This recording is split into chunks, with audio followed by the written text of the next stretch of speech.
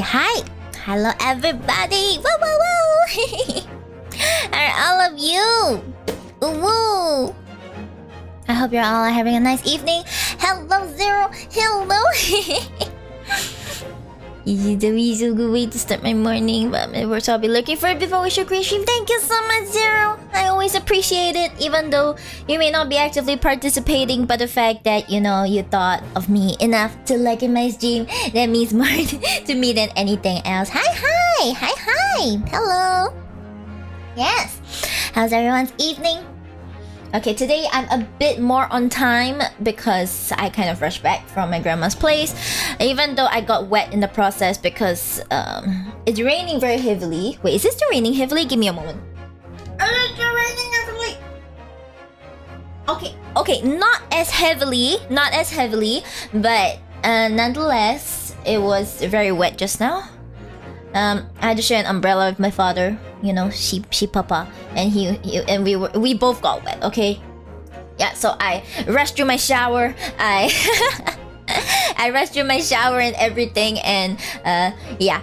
So therefore, I managed to make it more on time today than the other days. Hi, dreaming. Sodium is something that contains sodium. A wise piece of advice. Thank you so much. I have been enlightened, guys. Did you know that sodium is something that contains sodium? My mind's blown, Ray. My mind's freaking blown. Thank you. Today I learned sodium contains sodium.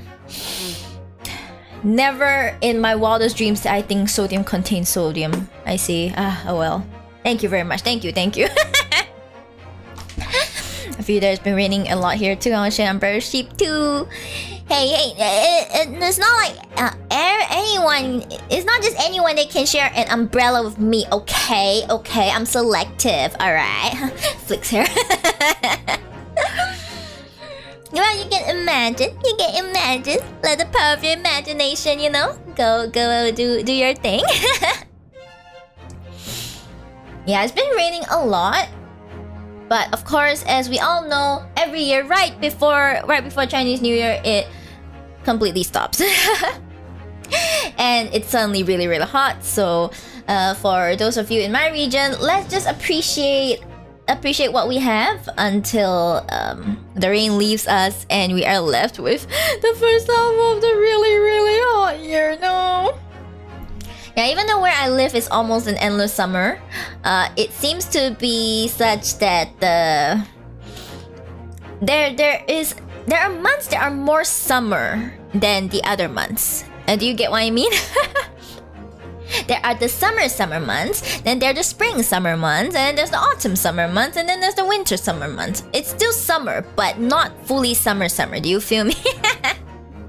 Everything is on fire. Yeah, everything's on fire essentially. Okay, or at least it feels like it's on fire. Like when the temperatures reach like 35 degrees, we just go like, meh. Oh well, just a normal day where we are, you know, and nothing to be surprised about. Hi Joker, hello. Thank you for coming. Yay. Yes, today I realized we're on the last episode of this half of the Ace Attorney Chronicles, the Great Ace Attorney Chronicles, because this is the adventures half. I forgot what the other half of the game is called, but like it's not the adventures. The Chronicles encompasses like these two games, so it's like a duology. But when it comes to the first game and the second game, for the life of me I cannot remember. So yeah, this will be the last episode of the adventures, and then after this we will move on to the next game. Yeah, I feel that we only get like a month of winter and the rest of the year is just summer. Really? Oh, but hey, at least you get a winter month. Here we get rain. Yeah, we just get rain. Yeah, that's it. That's the best we got. It's like you go to the car dealership, you're like, I want winter, and then the guy goes, sorry, best I can do is rain.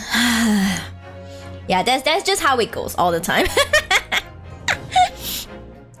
Yep, So, as you guys have regularly remind me, the Apollo Justice trilogy is coming really, really soon. It will be either tomorrow or the day after tomorrow, my time. So, depending on when it releases, I might change my schedule around a bit. So, like my singing stream might be shifted around and stuff, just so we can maybe kind of like take a look and see if like the trilogy is really that impressive.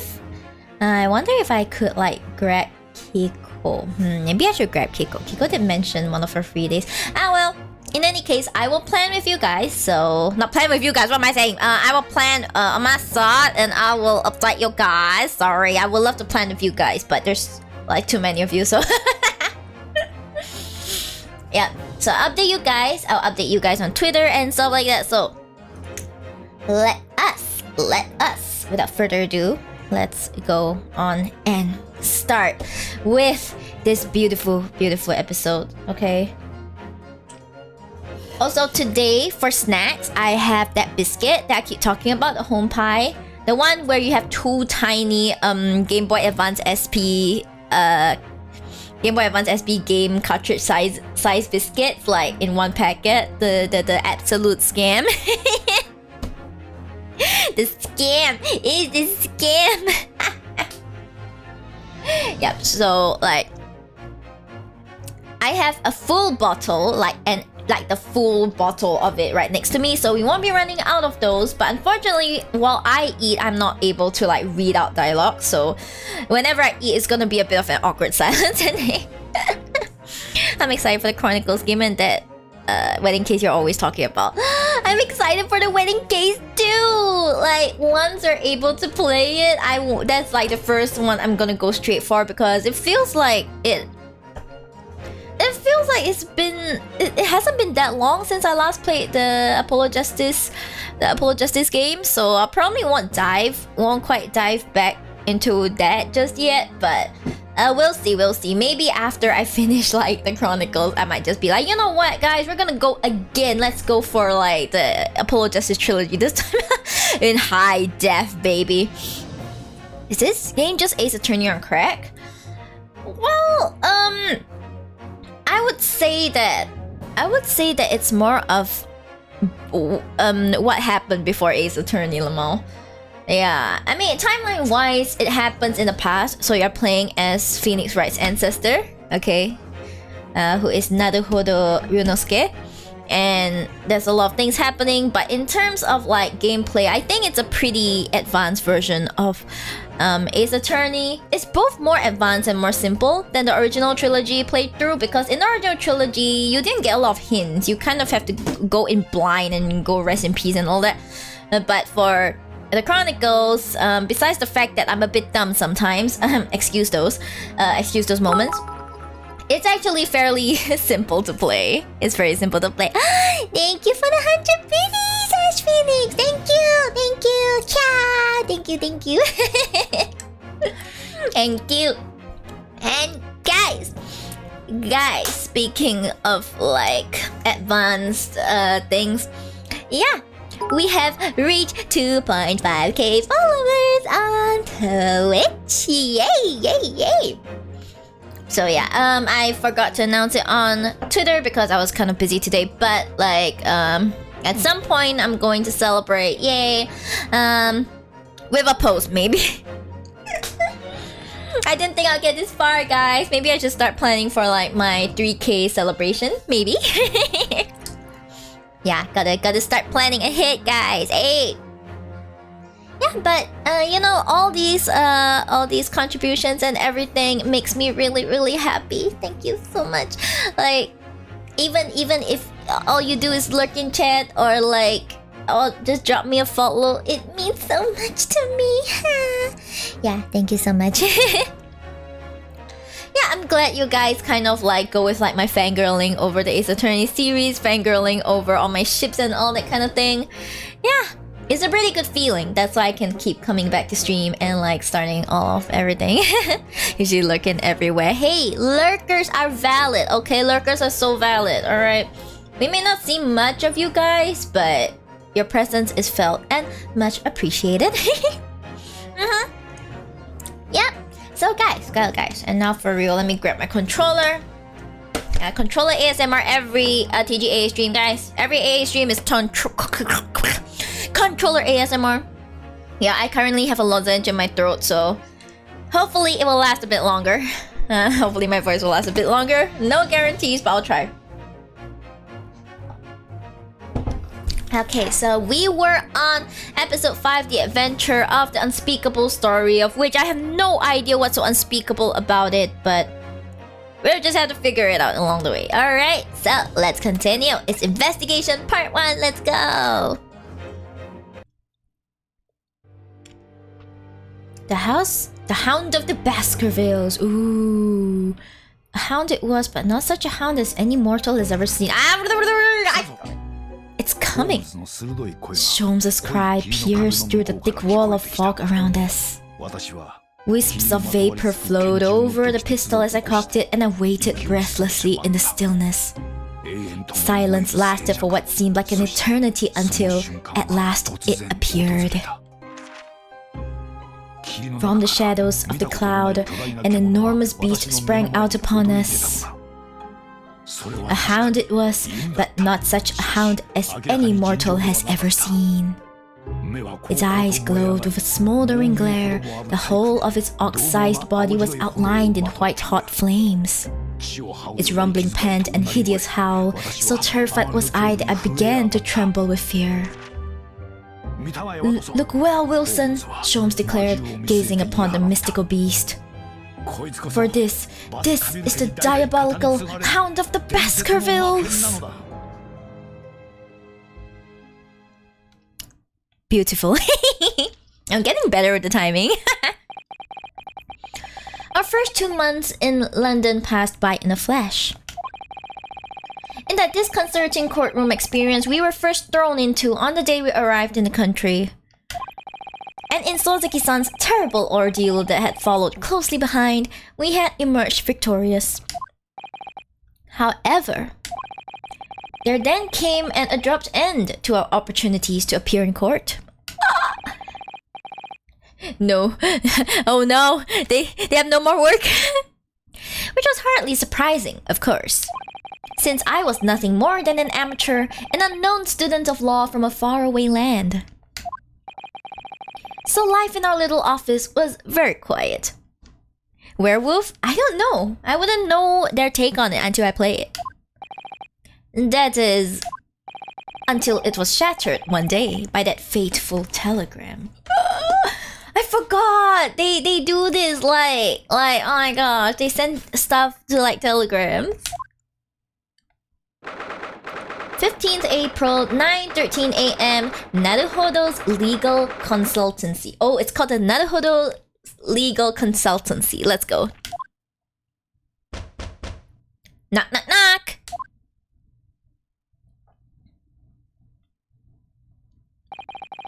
Oh my gosh, it's looking mighty homely now. Look at this, huh? That morning, I was woken by the unreserved knocking on the door by the telegram boy. But after he'd gone, Susato-san's behavior became very obviously strange. Susato-san? Yes! Is it time to leave for court already? Let me see. What case is it today? I don't think I'm scheduled to defend anyone at the moment, am I? Oh, no, of course not. How silly of me. But I think Iris said she would make us breakfast this morning. So shall we go down to Mr. Sholmes' suite? Yes! She's so antsy, man. She wants to go to court. She's like, let me at him. Iris makes the most delicious breakfast food.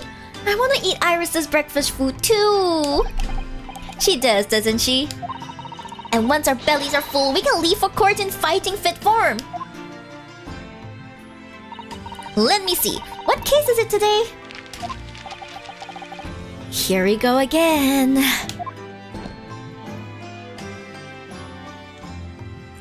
Well, Should we talk to her? Oh, the telegram. Yeah, we need to talk to her. Hi, Franklin. Hello. So, what was it about? And the telegram that was delivered this morning, I mean... Oh! A telegram? I don't know what you're talking about!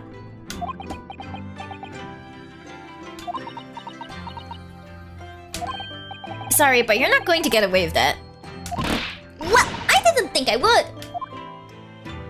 What's the most obscure court case in this game? Well, I wouldn't know! I haven't finished it! I wouldn't know, I really wouldn't know. Actually, don't give it a moment's thought. It's nothing interesting. Boring, in fact. It was just a boring old telegram. That's 3 times now that she's tried and failed to convince me it was nothing.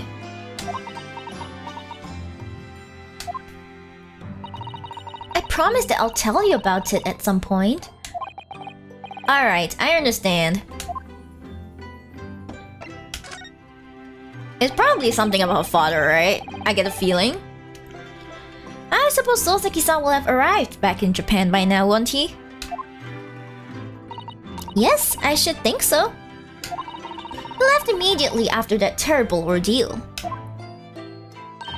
Which would mean he should have completed the voyage already, or be just a few days away. Oh yeah, it takes him like freaking 2 months to travel. Oh my god. A fortnight ago, we had a very long telegram from him, do you remember? Complaining of seasickness. Aww. But by and large, it seems the voyage has been going well. Is something wrong, Naruhodo-san? Naruhodo-san? I was just wondering, what might have become of Soseki-san had he stayed in London, that's all. He probably would have rest in peace. Rest in pieces, you know what I mean? You mean as regards Lord Van Zeeks? The Reaper? Yes, I can't help wondering if seasickness would have paled into insignificance in that case. Who knows, man, who knows? Yeah, but as for all the cases here, they're kind of like inspired from the Sherlock Holmes stories. In a sense, they're inspired by and kind of like written in a way that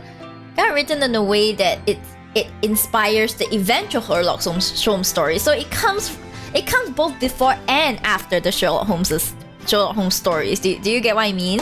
It's just weird like that. Yeah. But all the stories that they've chosen have all been pretty well known. They're all pretty well known. Like, we all know the Speckled Band, the Hound of the Baskervilles as well. Like, yeah. So the more exciting thing is just to see if they manage to pull it off as well this time. Hey, what is it they say? That no one who stands in the dock can be saved from the Reaper, right? Hello, Fluffy Muffy. Hello. I'm Shibs. Yes, it's Shibs. Hello. Like the way that Nightmare's trial ended on the very day we arrived in London. Even 2 months on, the cause of that dreadful fire is still a mystery. Yes, but at least Soseki-san is safely out of the country now. Presumably, that means that the curse of the Reaper can only take effect within the confines of the city of London, perhaps? Let's hope so. Even if that's the case, it's a little comfort. I have a terrible sense of foreboding. Rest in peace, Soseki-san. Rest in peace. What up? My ceiling's up. My ceiling's looking nice and white because it hasn't been, because no one has painted it in. But yeah, doing great and really excited for the Apollo Justice trilogy to be coming out. Depending on when it comes out this week, I might shift the schedule around. So keep updated with me, guys. Okay.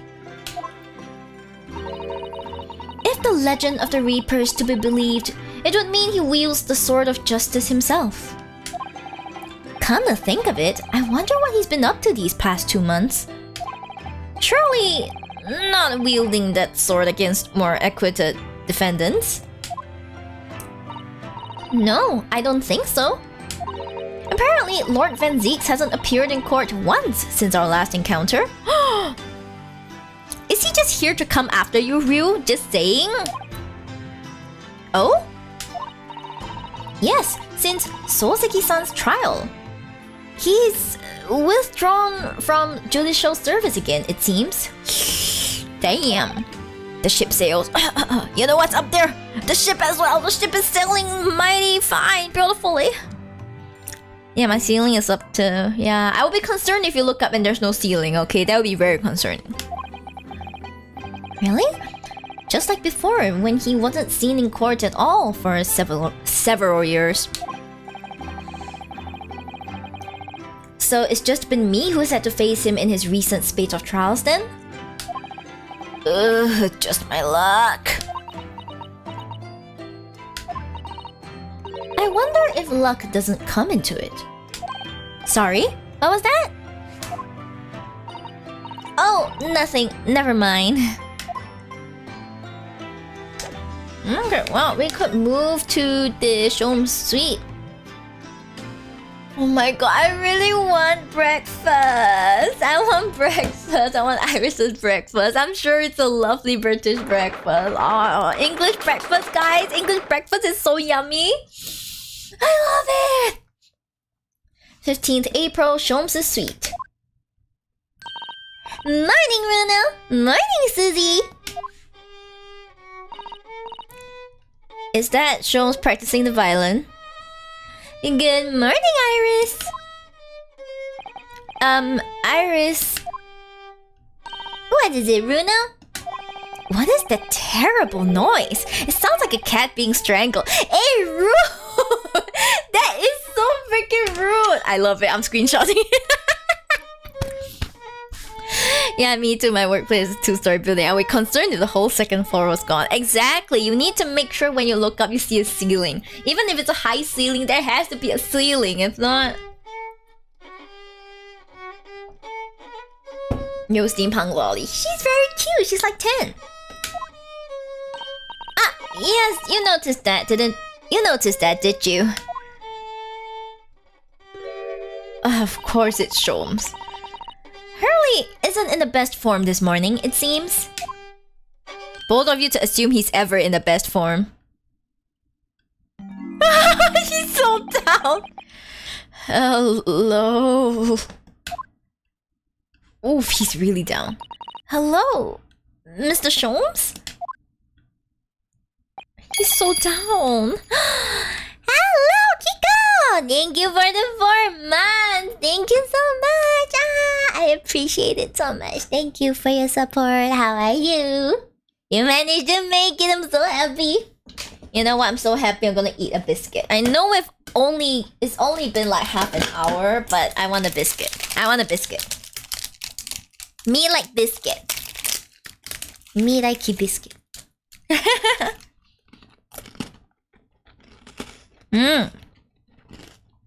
Fresh crunchy biscuits. I love it so much. There's so many here. Yeah, you made it! Now I want to discuss what you said last week about like your off day and stuff. I don't know if it's still valid, but apparently the Polar Justice trilogy will be coming in the next few days, so I wonder if we can arrange something. Yeah. So happy to see you make it! This is a yummy biscuit. I wish I could read and eat the biscuit at the same time, but sadly that doesn't work. I only have one mouth, guys. Only one mouth. Anyway, not Sherlock. Herlock is looking very sad. Good. I'm just kidding. It's not good. I hope he doesn't look so sad anymore. Good morning. He is so sad. What? A good morning to die, perhaps. Sir, excuse me? Has something happened, Mr. Shom's? You look miserable, and the way you were playing the violin before... My My analytical mind is dead. Music is dead. The world is dead. Damn this blanched existence! Oh, this is the first time I've seen him angry. That's all it is, my dear fellow. Nothing of consequence. I'm afraid I don't understand. Well, Iris, isn't it time we ate? Some dry toast and insipid coffee for me. If it's not too much trouble. Oh my gosh. Meow. Oh, kitty! Kitty! Oh, look, it's Wagga Hi. Oh, it's kitty! So cute. Hello, Wagga Hi. Hello. You cute little baby. Look at you, you big guys. You little button nose and your beautiful whiskers. You're so cute. Oh, you're so cute. Look at that little bow. That cute little perfect bow. Shibs, how can you look at this kitty right here and be having a bad day, Shibs? You terrible man of no culture. Just pick up this cat and you'll be fine. No more bad days, okay? If I had this cat in my arms, I would never have a bad day like ever. Holy shit. Oh, so cute. Shibs be having a bad day. Yeah, she's having a bad day, but I don't care. Okay, look at this cat. Oh, look, it's Wagga Hi. Good morning, boy. Oh, those little fangs! So cute! That must be some sort of tiny door for cats to use. Do you see how tiny this cat is? It's a kitten! Oh! A kitty a day keep the depression away. I can vouch that works. But how did it get there? Well then, everyone, time for breakfast! Oh, wonderful! Let me help you, Iris! It would indeed be a fine day today. I knew something looked different. Something's missing from Mr. Sholmes' desk.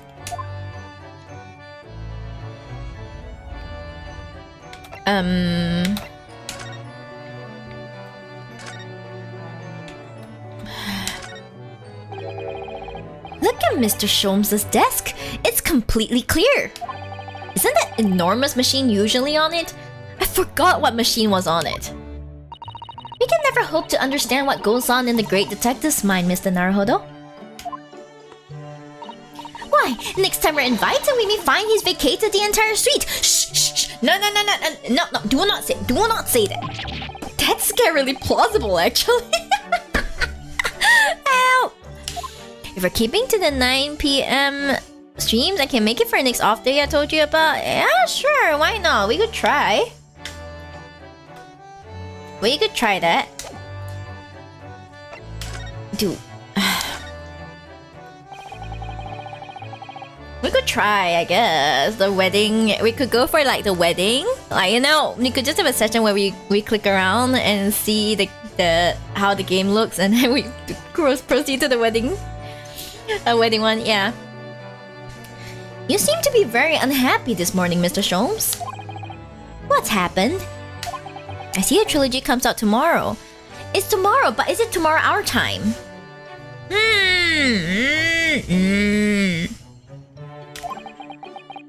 It used to be the case that in my hands, this violin sung like the dawn chorus, its mellifluent tones would make flowers bloom. It would? But now the muses are unamused with me. The goddesses of music have thrown me over. Whatever do you mean, Mr. Sholmes?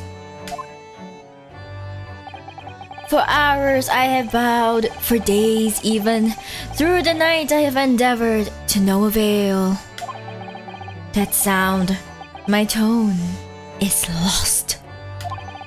That brilliant, clear, unwavering tone, Gone forever. No more recitals of unbridled emotion. Well, you haven't been practicing much lately, have you, Hurley? Yeah, it's because of lack of practice, sir. Don't worry, I'm sure we'll come back to you in time.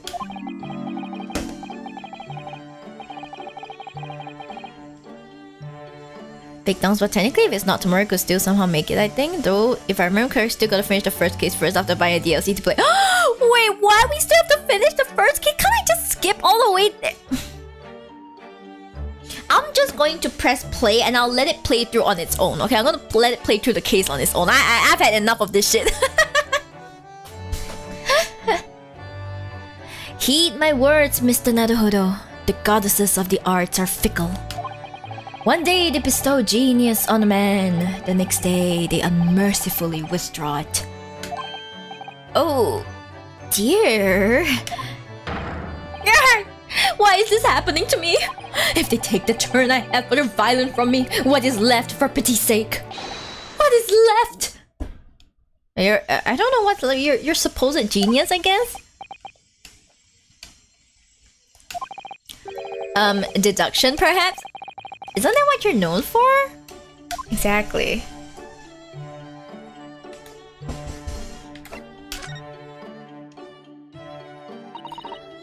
Mr. Sholmes, I don't like to pry, but...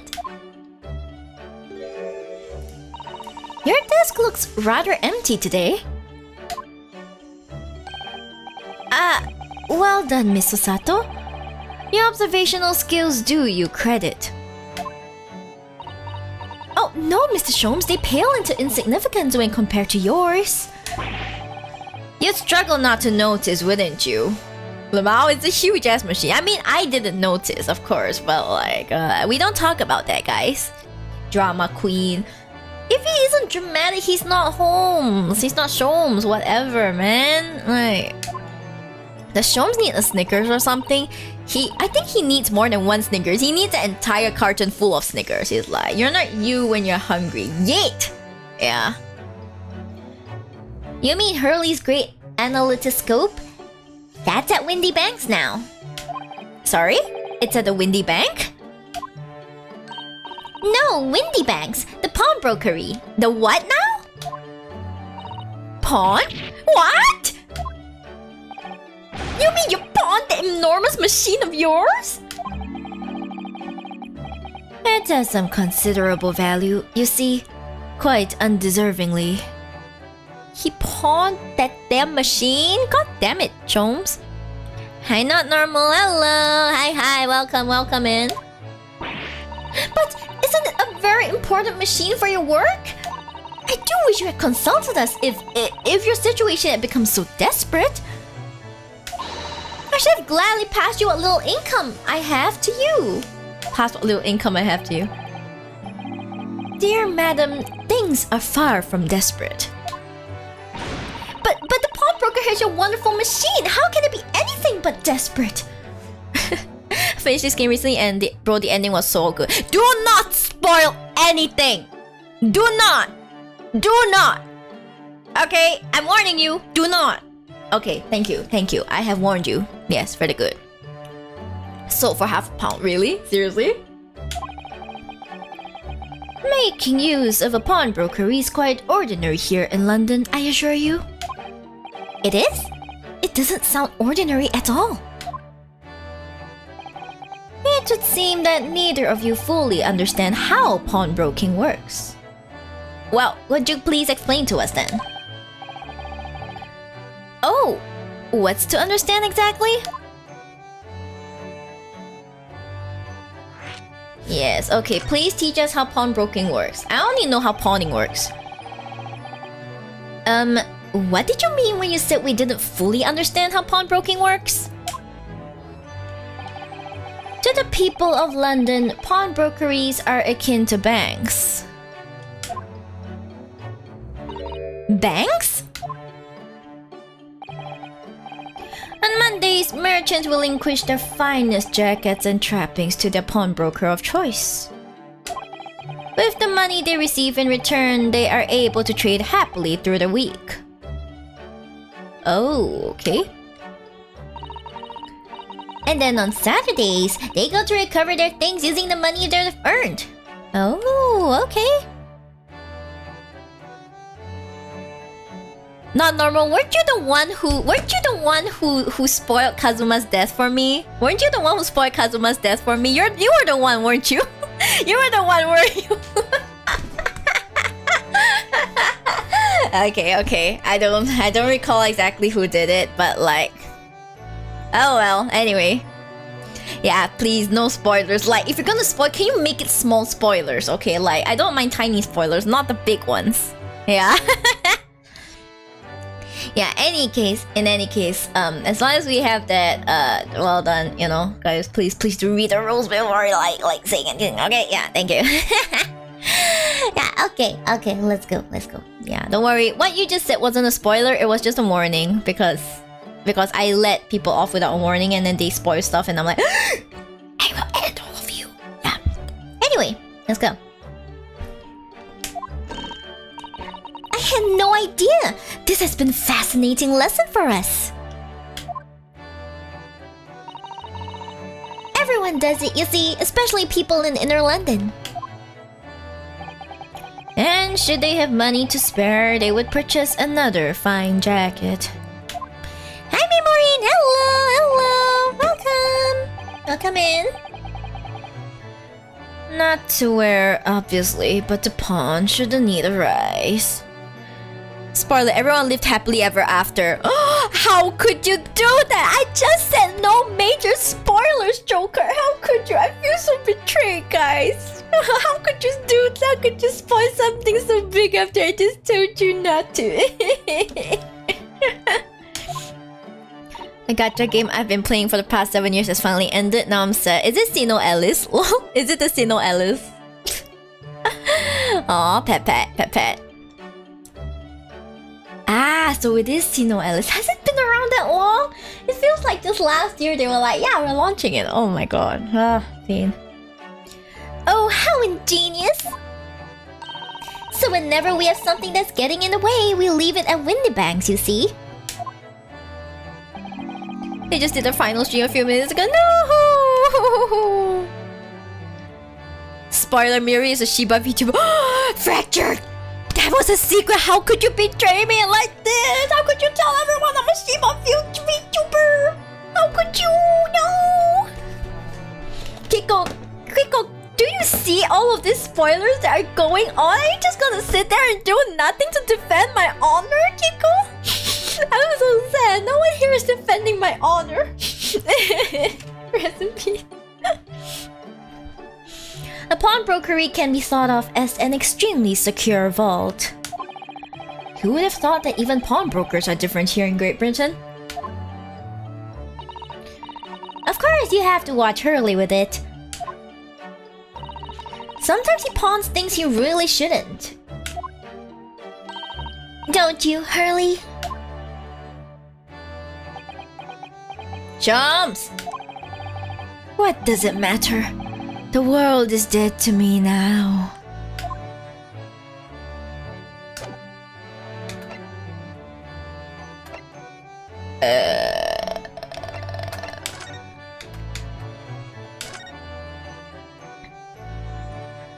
Let's talk about Wagahai. Spoiler, Shiba is cute. No, not another major spoiler, guys. What are all these major spoilers? My honor. Where is my honor? I have none left. No. Mr. Natsume's cat seems to have settled into his new home then. Oh yes, and I've become very attached to little Waggy. It would appear his previous owner is completely forgotten to him. Cats are unfeeling creatures. Their muse is empty as the hearts of the muses. No, look at this!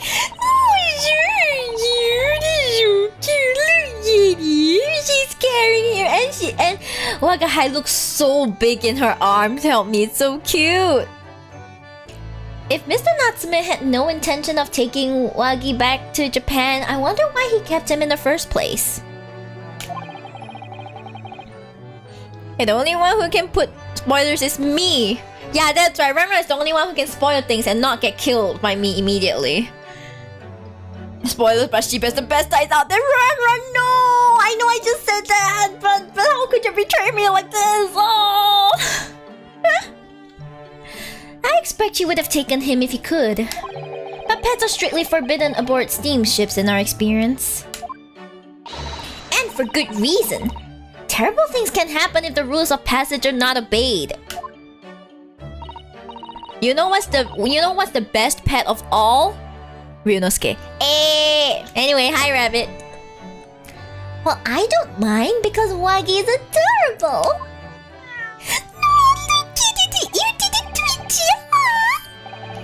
Yes, he really is. Oh, yes, what about the door? I don't remember seeing that tiny thing in the main door before. Where did that come from? Oh, you noticed? You're observant, Runo.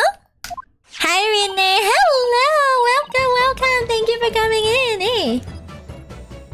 Oh, I use this. It's my latest invention. What is that? I call it the cat flappomat. The cat flappomat. What the hell is that? Gosh, a machine for making doors just for cats? Oh. How was your day? It was wonderful. Thank you for asking.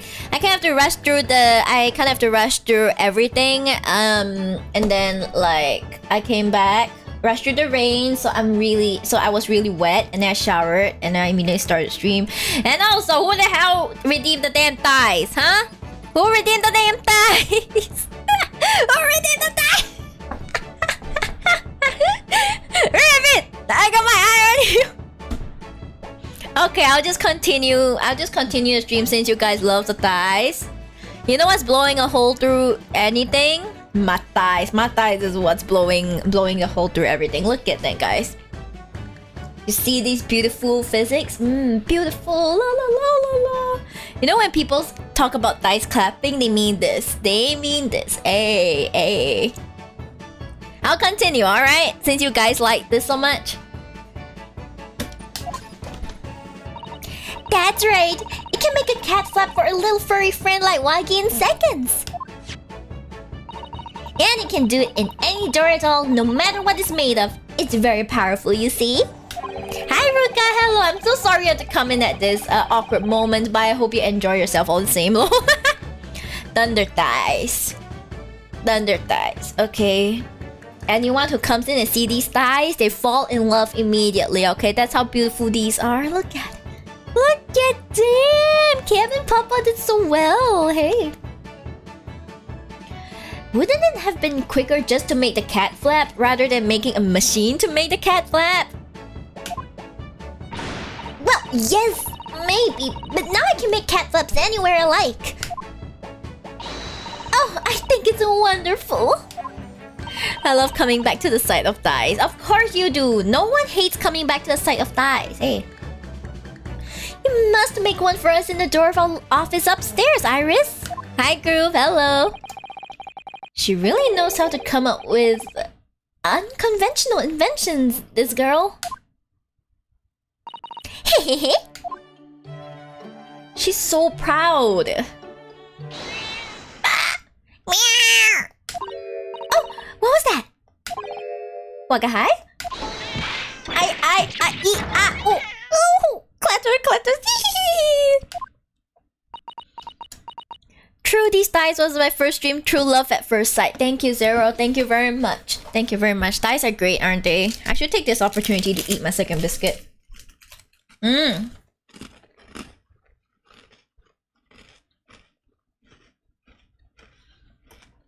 wonder how much you guys are gonna abuse it. Let me see if like what limit did I place on the channel points. What limit did I place? I actually didn't put any limits on the thighs.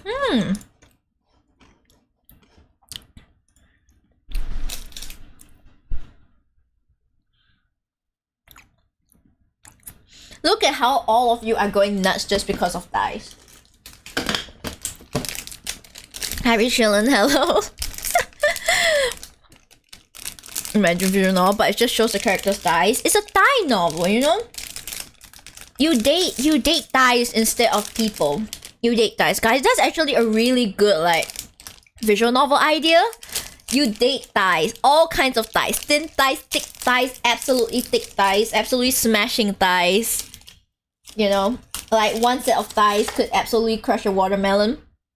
The other set of dice is good for like holding kittens. Very nice. What do you think?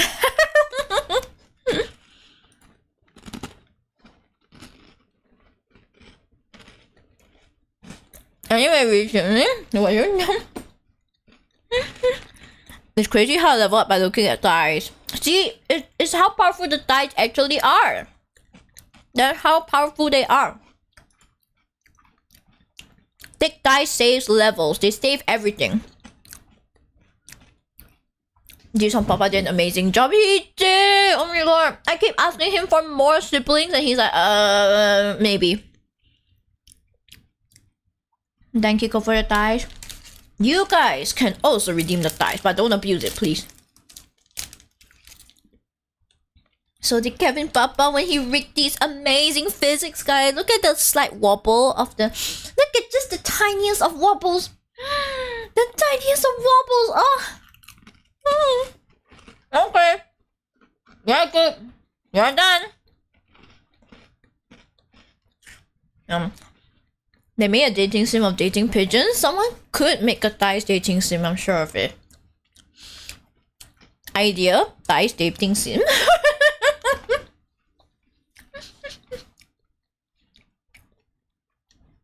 I will play that. Dice dating sim. It's so funny, but I will actually do it. The light novel starts with the protagonist too shy to look at faces and thus only look at dice. Oh my god. Like, it's gonna be so long. It's like, it's like, I'm the protagonist who looks shy is too shy to look at faces. Therefore, I look at dice and look at where it has gotten me. You know what? Like it's like a super long title for no reason. Well, someone really save up 10k points for a legend. It's only 10k points. You know how long Kiko has been hanging around in my stream? Last time for Ace Attorney streams, I used to stream like 8 hours, okay? Like 7 to 8 hours.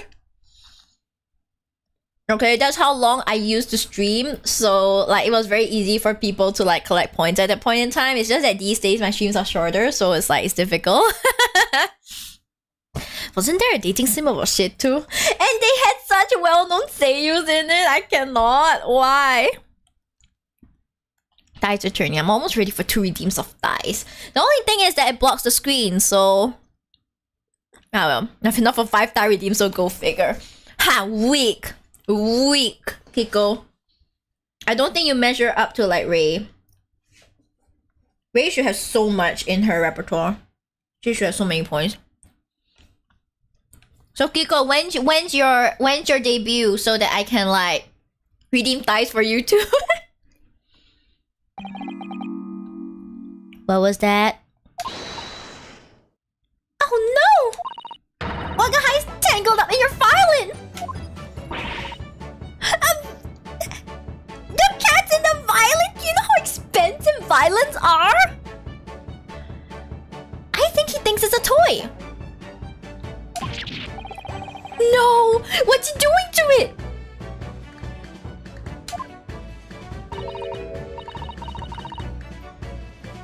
Only if I redeem and refund channel points. I'm the only one with the authority to redeem and refund channel points. I mean, I guess Kiko could abuse it if she wants, but anyway.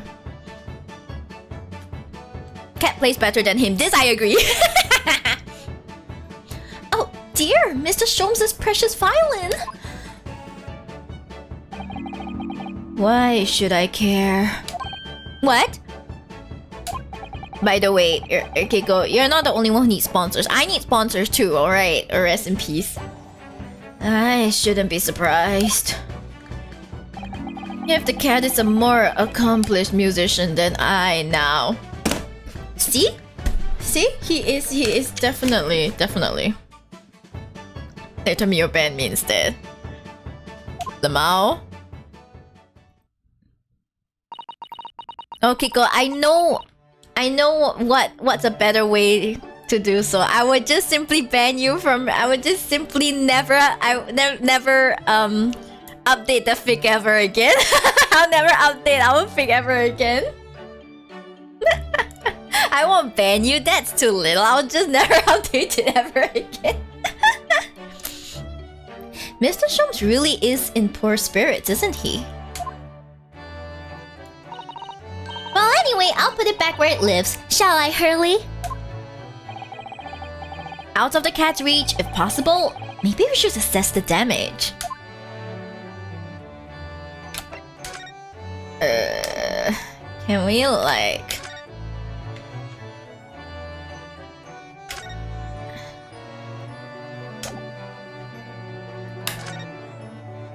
Where's the damn violin?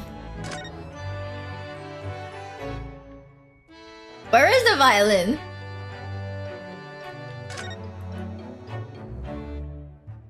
Not the fake! No, not the fake! Now you're worried about the fake now. I could just delete the files I have on it, you know? There's a typewriter here. Where is the cat? Is there anything on the left side? I thought we already checked it. We already checked. Oh, the violin, sorry. No, not that! So this is the violin, is it? It's a Stradivarius, one of the finest violins in the world, made by the renowned Italian luthier Antonio Stradivari. It's a Stradivarius and you let the cat get into it! Are you crazy, Sherlock? Are you freaking crazy? How dare you do this to a Stradivarius? He needs to be bonked! He needs to be bonked. This man needs to be bonked. Yes, okay, don't worry guys. Kiko won't ever do anything bad because she's too afraid of me holding the fake hostage. Won't ever do anything but the fake.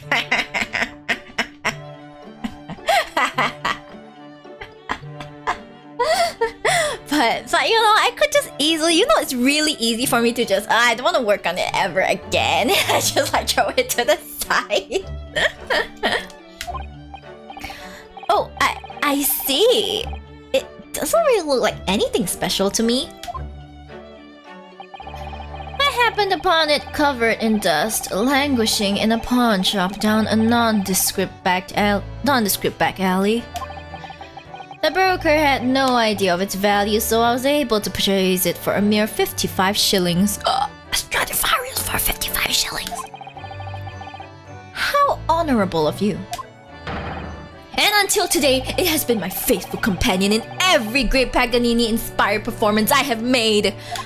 I ask you, is there a reason to live in a world devoid of music to tolerate this blanched existence? No! There is none!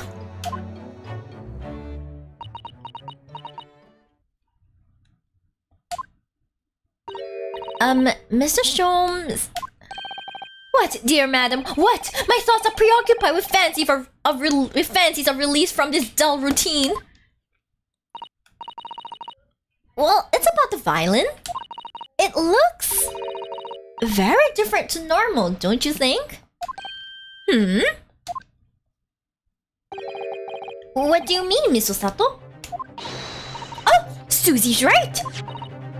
Yes, the tone of the wood is completely different. It looks very old. Oh no, did it get stolen? And that's not all. I'm sure there was no crack here before. Wait, it's not even the right size, is it? What's this? Oh, he's alert now, he's awake. He's awake. I'm terribly sorry to have to tell you this, Mr. Sholmes, but that instrument isn't a violin at all. Is it a viola? Then what? I believe it's an entirely different instrument called a viola. Oh my god. What? What? Good, fall to the floor more. So I can step on you. Hey, Sholmes, you're right. You're quite right.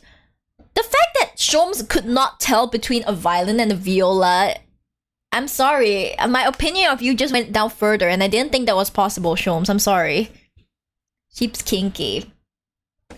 You know what's my kink, guys? When like, it's like, my kink is when like I finish my fanfic and I upload it on time and I get a lot of comments on it. I'm sorry. Skill issue. Yeah, it's a skill issue, definitely. You were right. You are quite right. I'm sorry. You're right. You're quite right. This isn't my faithful Stradivarius.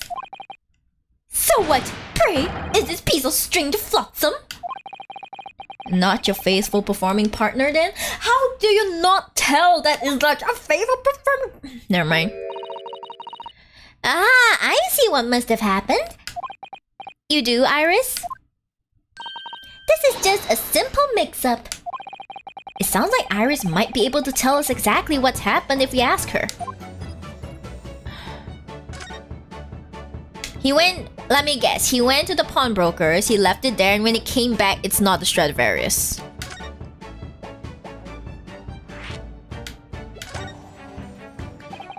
What did you mean by mix-up, Iris? Well, you see, this viola, I mean... was at Windy Banks until last week. I knew it! I freaking knew it! At the pawnbrokers? Not Mr. Shones' beloved musical partner. There is a proverb from the East with which you are no doubt familiar, my dear fellows. I think Sheep swapped it. Why would I need a violin? I can't even play the violin. I used to be able to play it, now I don't. Always let a beloved child travel. Yes, indeed. So you sent your beloved violin to the pawnbrokers in the hope that it will experience personal growth. Help me, I'm dying. Oh, what a wonderful idea. Last week I pawned my great analytoscope in order to release my precious instrument. But it would appear Mr. Windybank mistakenly furnished me with this tawdry fiddle instead. But my ears cannot be deceived by the hollow timbre of this piece of timber. No, but your every sense was deceived by the fact that it just had strings. Ryonosuke is absolutely freaking merciless, guys. He's so merciless. I'm always amazed with people that can play violin. They're amazing, aren't they? People who can play any kind of instrument is amazing. A fine state of affairs this is, and why I always say, Mr. Naruhodo, never trust a pawnbroker. They will try to fiddle you every time. Fiddle your what? Hey, I'm sorry, I shouldn't. But the violin is strength to a viola. I thought the viola is like a bigger version. Or is it a smaller version? I don't remember. Anyway. But earlier you told us that you could think of a pawnbrokery as an extremely secure vault. Oh, viola smaller. I see. Come, Mr. Naruhodo. Dilly-dallying will get you nowhere. Weren't we supposed to have breakfast, though? Sorry? Crunching your toast with that vacant aspect, fressing your coffee so obtusely. Are you not a little embarrassed by your own conduct, considering the urgency with which we are faced? I'm missing my piano now. Buy a new one. Easy. We must visit Mr. Windybank's brokery at once. That's right, isn't it, Mr. Shomes? Precisely, Miss Susato, without a moment's delay. But I haven't finished my bacon and eggs. Oh my god, they really are having an English breakfast. Oh my god, I want an English breakfast like now. Just one is enough, huh? What next? Is machinery do that is swapped with a steam engine? I think in these days, the steam engine is probably worth way more than that. But I haven't finished my bacon and eggs. My dear fellow, surely you do not still intend to crunch your bacon with an increasingly vacant aspect, to press your egg ever more obtusely? Well, I would rather have it than go after the pawnbroker. You guys can go after the pawnbroker yourselves. Do not get between me and my food, okay? Alright, say no more. Let's go then. He gave up his bacon and eggs. Oh my freaking god. You are an asshole, Mr. Sherlock Holmes. Getting between me and my food. One is enough. I don't have a place to put it at the place to stay forward. Oh no! Okay, maybe you can get keyboard instead. I only know how to play my maracas. Never been one for anything else. The only instrument I can play zero is my throat. It's my voice. I can only sing, so... Don't worry, Bruno. I'll be happy to heat it up for you again later. No! Oh, thank you, Iris. Oh, Iris is such a dear. Thank you, Iris. As it happens, I am rather curious to see what a British pawnbrokers looks like. Let's go! Look at him, so alive now. Okay,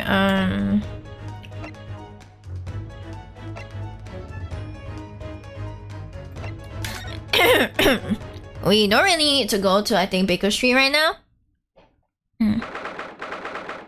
15th April, Windy Bank's Pawnbrokery. Let's go. Whoa. So this is the British Pawnbrokery. Oh my! There are all sorts of tools and contraptions. I can't English. Oh my, there are all sorts of tools and contraptions in here that I've never laid eyes on before. I shall be right back after I reach home later. Sure, no problem. Kiko, thank you for being so honest today. I much appreciate it. So Sato-san, and that spark of wonder in your eyes, you can't wait to score the shelves, can you? I get the impression you enjoy places like this. Oh, yes! I don't know why, but seeing such a lot of things I don't understand is a real thrill for me. My dear fellows, let us not forget why we are here. Oh, Mr. Sholmes! There he goes in the ugly yellow coat of his again. Who are you calling? Not who are you calling. We are calling on matters of business, not pleasure. And clearly Mr. Sholmes means business too, judging from the spark of fury in his eyes. He's ready to punch. Look at him. He's like, yeah. You wanna fight, huh? You wanna go? You wanna go, mate? Ah, Mr. Sholmes, sir. Welcome back. Did you hear that brazen welcome? Well, yes, we are potential customers after all. We're disgruntled customers, Mr. Naruhodo, and it's time to inform Mr. Windy Bank of our ire. Come, the fight is afoot.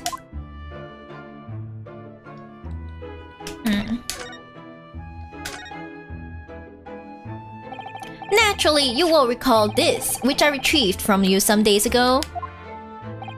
Yes? This second-rate fiddle is not my faithful instrument, Mr. Windybank.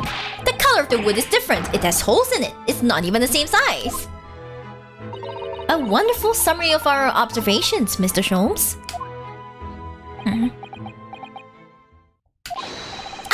I'm so very sorry, sir. How utterly unforgivable me and an inexcusable mistake for a pawnbroker. There's only one way to make amends. Sir? Oh, no, I shall have to take my own life.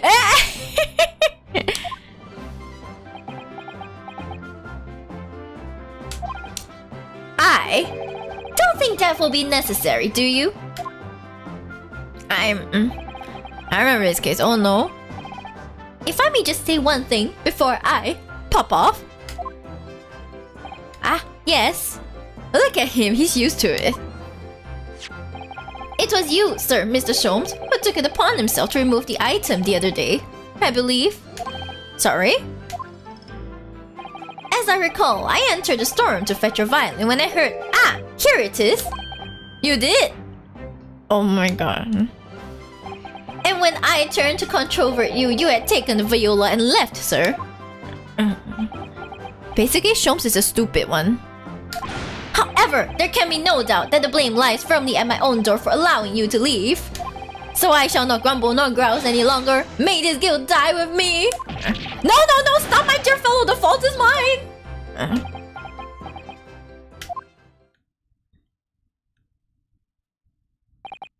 Phew.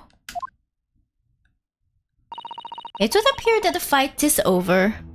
Why are they like this? Is this how the British fight? I do humbly apologize, Mr. Windybank. Evidently, my questionable disposition precipitated this tragedy. I'm not sure to be amazed at his integrity or cry at how little he values his life or self-esteem. I don't know, man. Oh well, you wouldn't be Mr. Sherlock Holmes without that questionable disposition now, would you?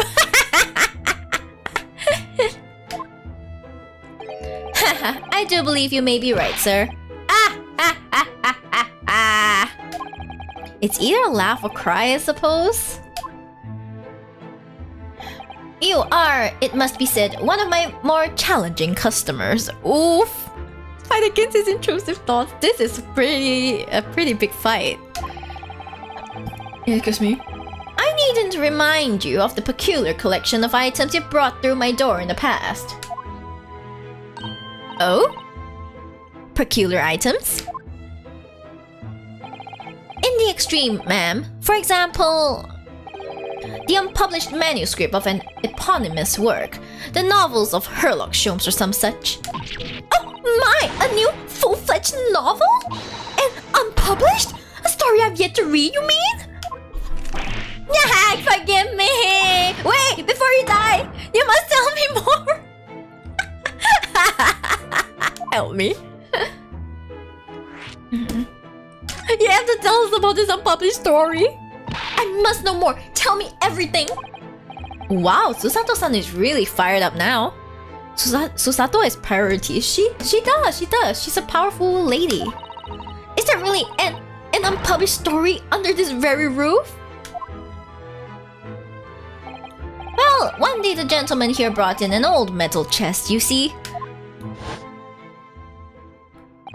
I should like to entrust this to your care for a while, Mr. Windybank. For a chest like that, 1 shilling, sir. Not a farthing more. It houses something of very great value indeed. The latest manuscript, recounting the adventures of one Mr. Sherlock Holmes. I beg your pardon? A manuscript? You wish to deposit a manuscript? Indeed I do, for I am confident it will be quite safe here. And that was that. As such, Mr. Sholmes' latest tale of otherworldly mystery lies dormant in my storeroom. Mr. Sholmes, is that really true? This man. Do I sense that someone doesn't want to talk about this? Hello, I have no idea how to pronounce your name, but... Hello, ABL? Is that how I pronounce your name? Please teach me how. Hello, welcome. Yes, Ace Attorney is so great. Let's go.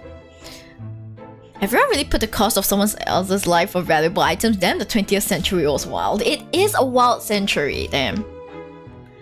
I continue to pay your fee, do I not? Then kindly continue to store my belongings securely. Of course, sir. Of course. They're safe and sound with me, I assure you. On my life. This is all very strange. Oh, welcome to the Shibdom. Welcome to Shibdom. Ever. Welcome. This is all very strange. Ooh. Can we please talk about the violin now? I wonder, could I ask you something? Ah, a gentleman from the east, I see. Yes, that sable suit. I suppose I could offer you 6 pence for it. What? Without wishing to offend, the tone is somewhat dull. That is so rude. Sorry? Aha! But for your splendid attire, ma'am. 5 guineas, no less.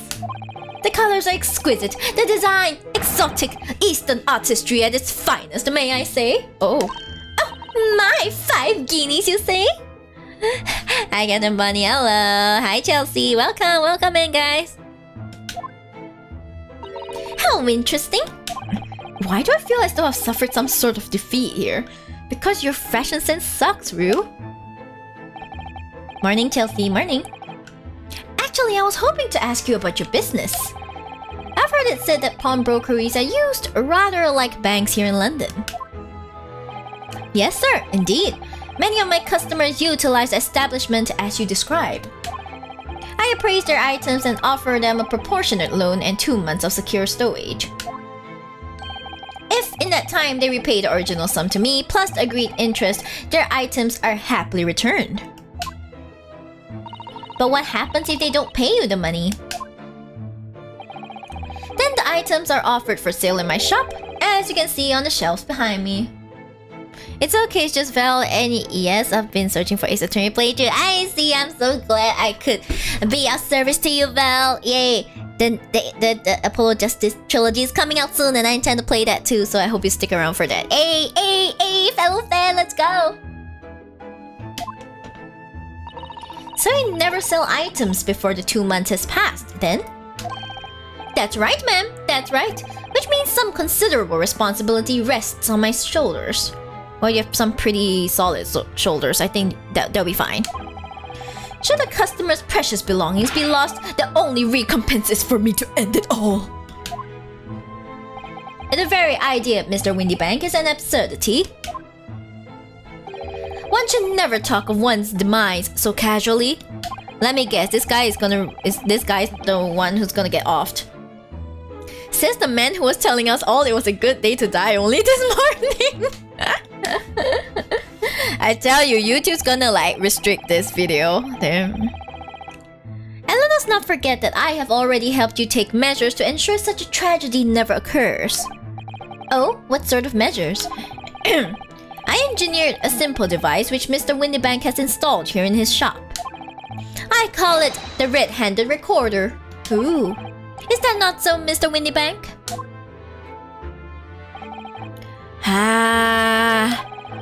What was that deep sigh about?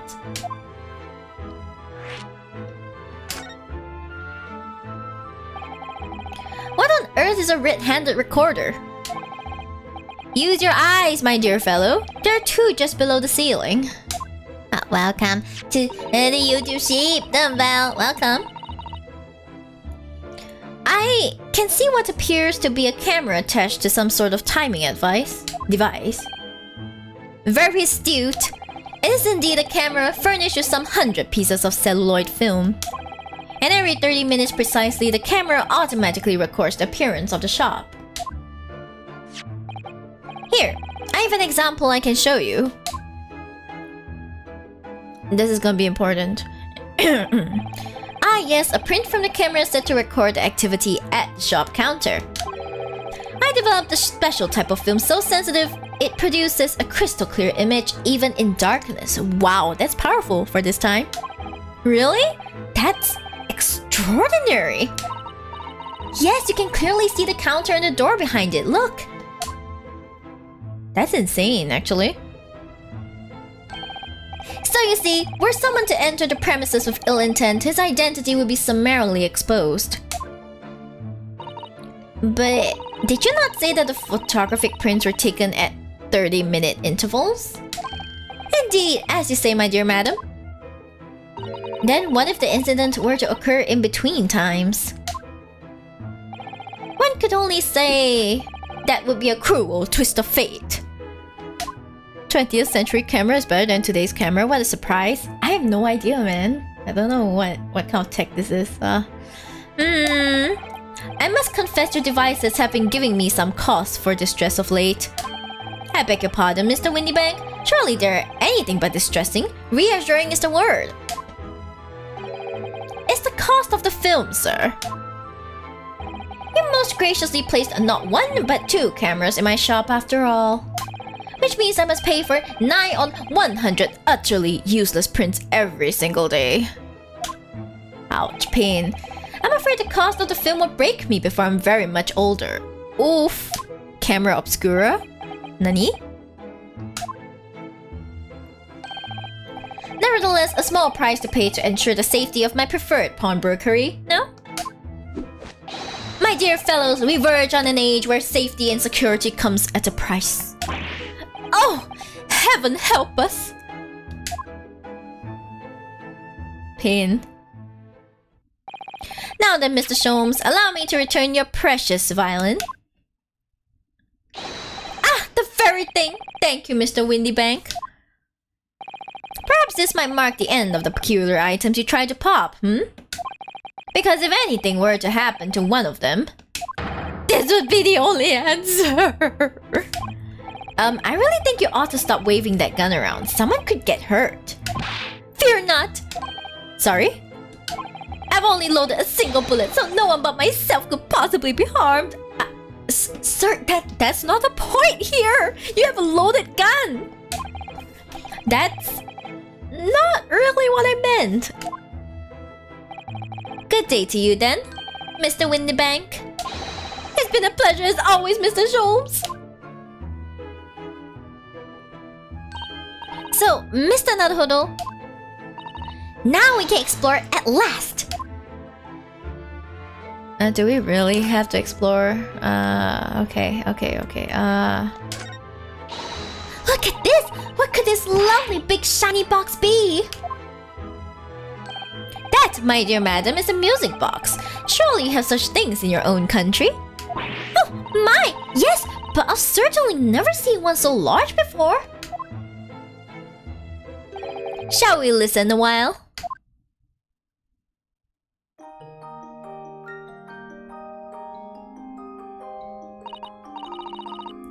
Ah, what a sublime sound! It's like the music of angels. I've never heard anything like it before in my life. This particular specimen is of the larger variety, commonly found in public houses and restaurants. There is a metal disc inside on which the notes to be played are recorded. Simply by replacing the disc with another, any music you care to imagine can be played. My goodness, what a simply delightful machine! CD player, guys. Indeed, though their popularity has waned recently with the development of the gramophone, of course. Science and technology advance at such an overwhelming pace. Okay, let's see. What else do we have here? Oh. What an assortment of things there are on these shelves here. Crockery, footwear, clocks, and watches. Almost anything you care to imagine. Those are forfeited items offered for sale by the pawnbroker. What does that really mean, though? When you pawn or colloquially pop an item, the broker loans you money against its worth. Play Freebird, said the drunk at the bar. Ooh, I don't know what the reference is, but anyway. He stores the item for an agreed period of time, after which the loan must be repaid. If not, he is free to display it in his shop for sale at a price of his choosing. Oh yes, now that you've explained it, I'm noticing little price tags on everything. Of course, simply by paying the agreed interest on the loan, one can extend the period of safekeeping. So you may pawn that black garb of yours without fear, my dear fellow. Why is everyone eyeing his stupid clothes? My treasured university uniform? Never! It embodies my student spirit. So technically he can buy low, sell high? That's probably how he runs his business in the first place, you know? And is there anything else? Oh, what this? This is similar. Now what do you suppose this rather enormous machine does? It seems to have two little windows for looking through. Allow me to enlighten you, my dear fellows. What you are looking at is a stereoscope. Ooh. Hello, sheep. Sucker punch my router to the... I see. Yeet the router. Fly kick it. Okay, give it a flying kick. Sell everything, Val? I cannot. I have nothing to sell. Damn. But yeah, sell everything, I guess. A stereoscope. Fascinating. It is aptly named, I assure you. Look through the eyepieces and see for yourself. Oh, I should be delighted to. Excuse me a moment while I just have a look. Just before you do, there is something I should point out. My dear fellows, in order to see the image properly stereoscopically, as it were, you will need to be cross-eyed. However, if that is beyond you, it is of little consequence today. Excuse me, you gotta be like... Is it possible for a model to go cross-eyed? I've never tried. Did my model go cross-eyed? I didn't check. Oh well. Alright then, I'm going to try it.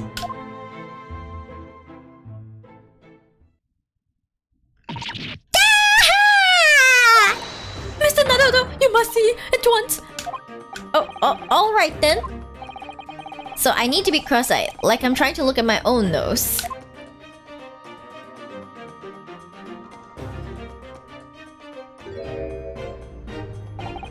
What the?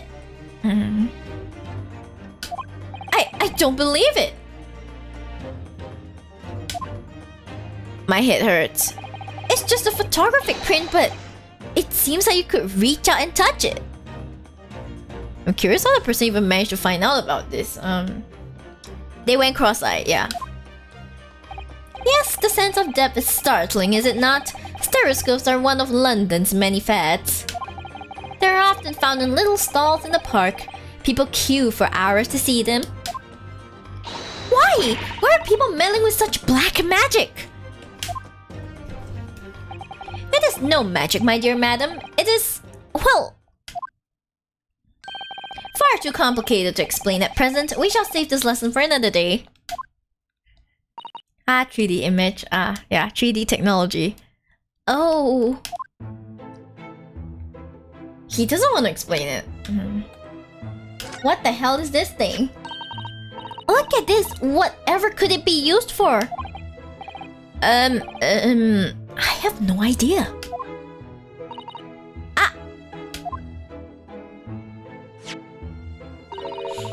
There's a small cache just here. Look. We're going to open it, aren't we? Ooh? Oh my! That's amazing! It has some sort of spring-loaded mechanism. Is it a binoculars? Which we'll never manage to put back to the way it was before.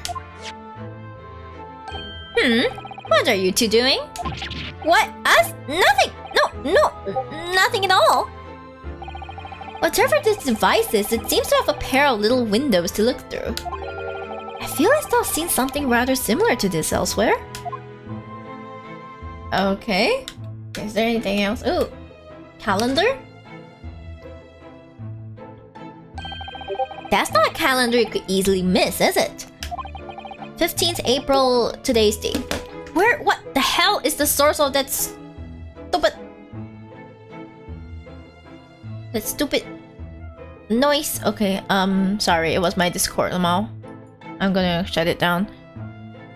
Why is it every time I shut down my Discord, something funny happens? Something funny happens. Fine, I'll open up my Discord. Fine. Foogie, stop that. I'll open up my Discord again. Every time I do that, every time I close up my Discord, something funny happens like this. Stop it! Yamete! Stop it! Okay, got it. Anyway, it's fixed, yeah. 15th April, today's date. Yes, that's not for sale, I must point out. It is an Eastern-style page-a-day calendar. I thought that was mine. Nah, that was mine. Every night at midnight, I tear off the front page to review the following day's date. Oh, interesting.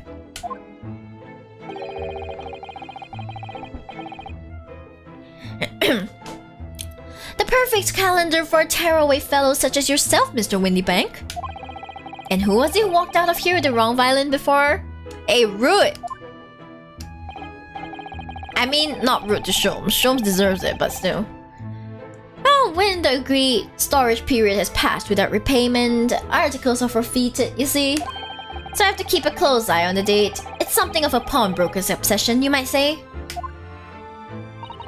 Oh, yes, I can see you're very dedicated to your job. What? Only 2p for it? That ain't fair and you know it. The article is barely worth a penny, miss. I cannot offer more. Oh? What these? Sounds like there's an argument brewing over by the counter. Come on, that can't be right. Are you even a proper butcher's at it? I've seen all I need to see, young girl. What? Lamau? Wait, don't we know? I'm sure I recognize her. Oh, yes, it's the young lady from Mr. McGilded's trial 2 months ago. Yeah, it's this girl. Her name is Gina Lestrade, my lord. She is a chancer, earns a crust among large crowds, reliving people of the purses, what's commonly called a pickpocket.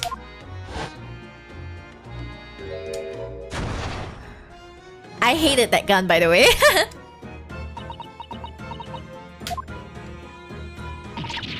Gordon Bennett, you lot! Hello, Mrs. Stride. I hope you've been well. Why do you still have that gun with you? Well, you remember me then, do you? Well, I remember being completely surrounded by smoke, that's for sure. So, what are you doing in here? Down and out like the rest of us? Nothing to eat? Gotta pop that black weasel. Sorry, code, have ya? What is it about this black uniform that makes everyone comment on it? Poor thing. Good day. Unless I'm much mistaken, you would be the young pickpocket who stole our experimental smoke grenade launcher. Mr. Zooms! So, you have something of value to pawn, do you? Allow me to see the article and I shall negotiate with Mr. Windybank on your behalf. Excuse me. Pull the other one. I don't need no help from some stuck-up D. Get out of my business. Go on. I'll make trouble for you. As you wish, Mr. Strad. I will happily remove myself from your presence.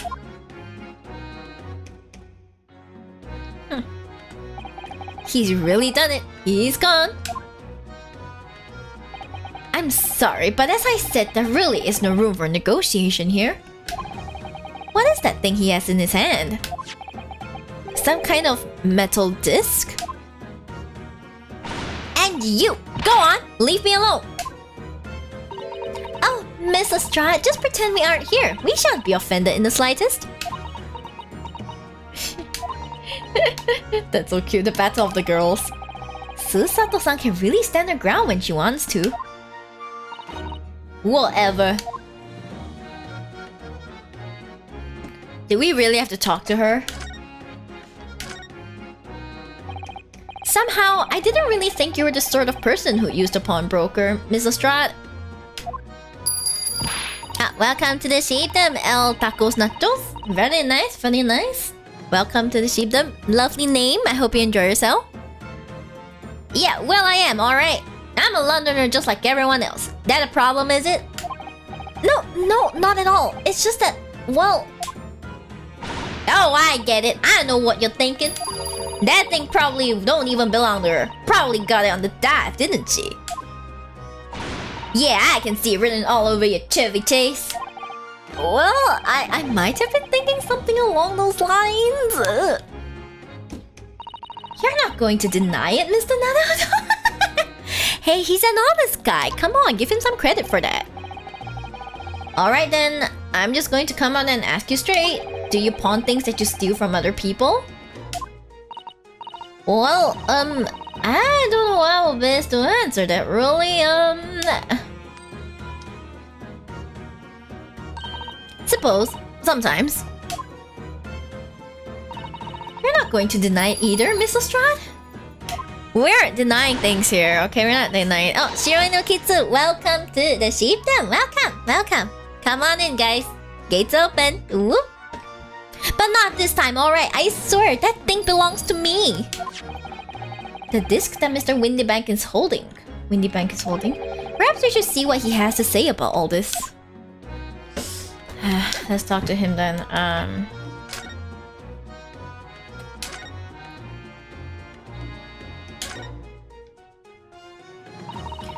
Mr. Windybank, what exactly is this metal disc that Miss Lestrade has brought in? It seems to have hundreds of tiny little bumps on its surface. Lawyer best answer right there. No denial at all, right? Lawyers are honest. Sometimes. This is a music disc, you see, for use inside a music box. In a music box? What? You don't even know what a music box is? This cute Eastern lot ain't too savvy, eh? I know what a music box is. I've just never seen one of these discs before. The small small protrusions on the metal disc encode the tune to be played by the music box. You simply insert the disc and set the machine going and beautiful music plays. It's so incredible! Tell us, what tune is on this disc? Well, I'm afraid I couldn't tell you that. There are so many different types of music box, you see. British-made, German, Swiss. I have no way of knowing which particular machine this disc was made for. Ah, I see. And that's it in a nutshell. I wouldn't have any customers for an item like this even if the young lady forfeited it. Really, I'm already offering more than I should at a penny. That's a packet of lies! He told me he did. He said it was... well... He? Who? Never you mind. It just ain't right, that's all. That disc's worth good money. I know it is. Well then, you'll have to try your luck at another pawnbrokers, won't you? Ah!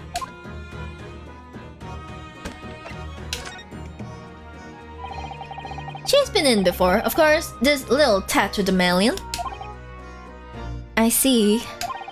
And brought some dubious article or other with her every single time, I might add.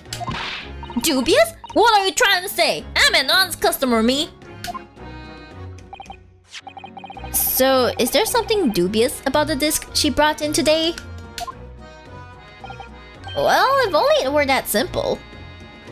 Are we going to figure out some new mystery? Sorry, what do you mean? What she actually brought in was a storage ticket. Ah, a storage ticket. So...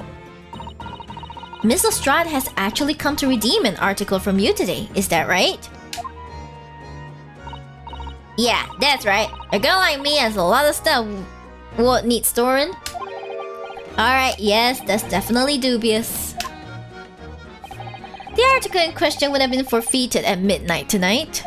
But as she gave me the ticket for it and repaid both the loan and the interest, I was obliged to return the article to her. But what was the article? Do tell us, Mr. Winniebank. The little scamp is wearing it, ma'am. It's the overcoat that she redeemed. Oh. Oh. What? What's wrong with that? It fits, don't it? I mean, it's mine, so of course it does. So, what about the disc then? How does that come into all this? Ah, the disc is something else. A new article to pawn if the girl and I can agree a price. Oof. I'm confused. I thought you said that Miss Lestrade brought in a storage ticket today. It's really quite simple. Yes, the child brought me a storage ticket and the money owed on it, as you say.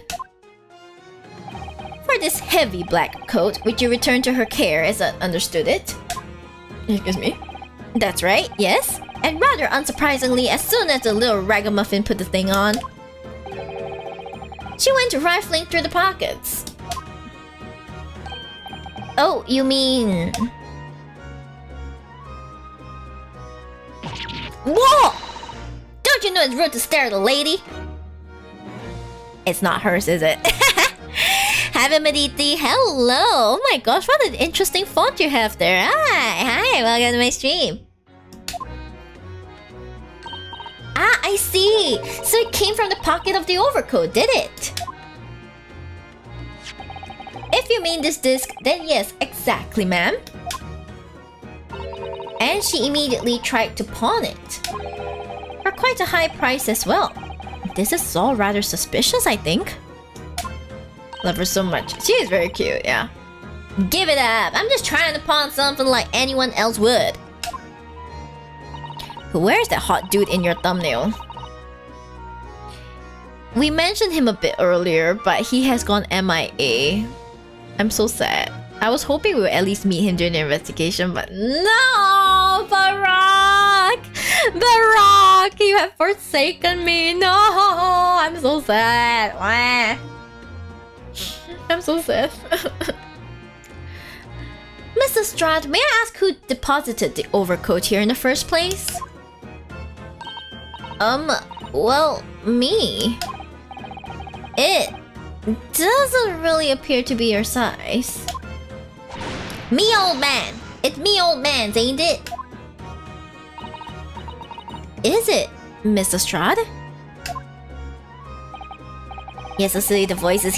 Thank you. I'm glad you like it. That's the point. I'm entertaining everyone. Yes, this is definitely all rather suspicious. She's sus, baby. Anytime now you're gonna see her climbing through the vents. Get out of my way, please!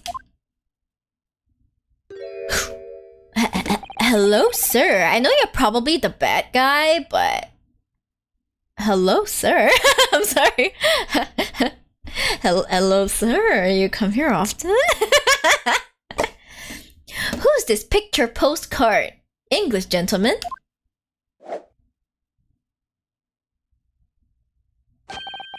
Good day to you, ladies, gentlemen. He's so fruity. He looks like a bottom. I'm sorry. What's your problem, eh? There is no problem as long as you remove yourself. I have a matter to discuss with the proprietor.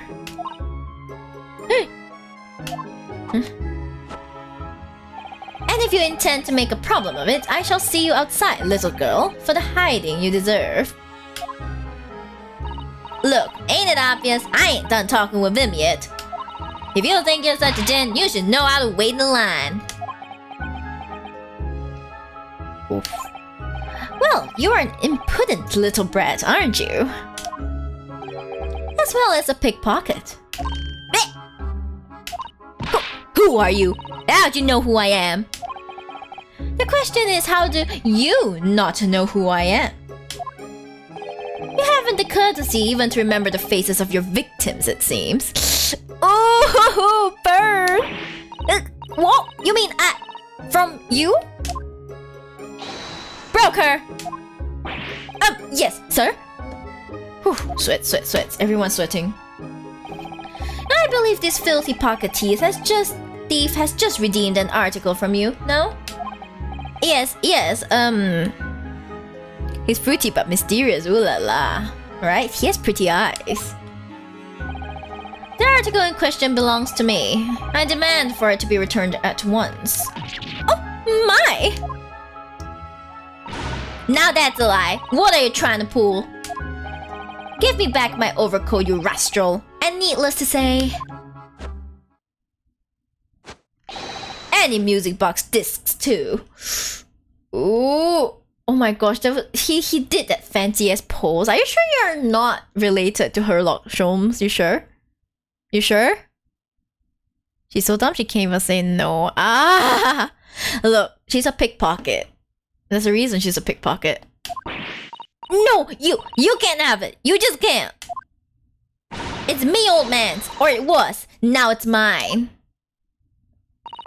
Goodness, Mr. Naruhodo. This is a very awkward situation. Related to Shibs. Related to who? Who knows? Yes. Related to Dio? I have no idea who he could be related to, honestly. I think perhaps we should hear both sides of the story in a little more detail.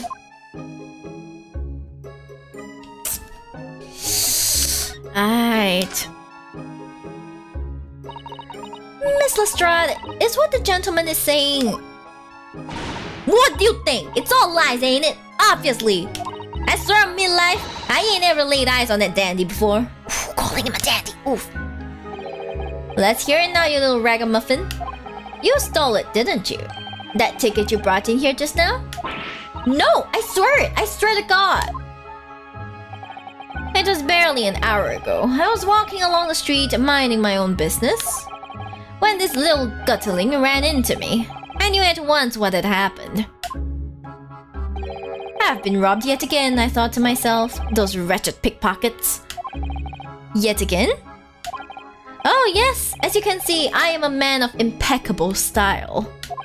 This isn't the first time that I've been targeted by these backslum scoundrels. now then relinquish my overcoat. You are so pretentious. Like, you're good looking, but you're so damn pretentious. Ugh.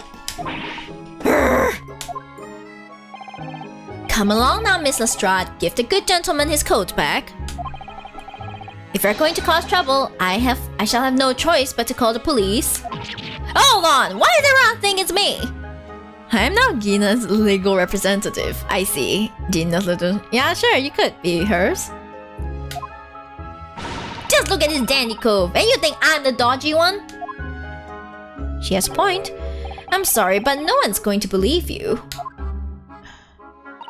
Well, what about evidence? Yeah. Where's your evidence that I've stolen something, eh? Come on, let's see it. Oh, I have evidence, naturally. You what?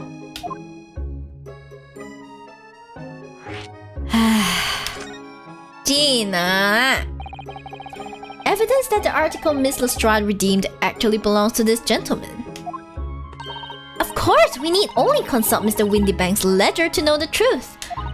We'll be able to look up the name of the person who deposited the article in the first place. Yes, brilliant!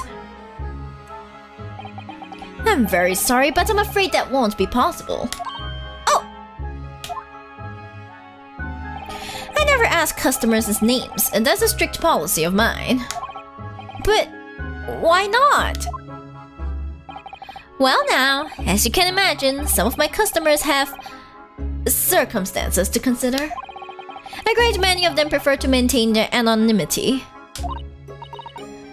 Yes, I see it. Anonymity. Got it. But then, how can you know if an article belongs to the person asking to redeem it? Oh, it's quite simple. Good sir. Might I trouble you for the watchword associated with the article in question? Of course. It's... Professor.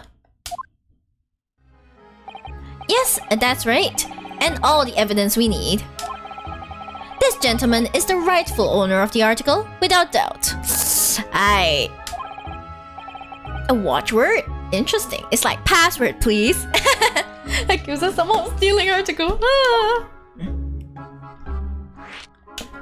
It's a password, baby.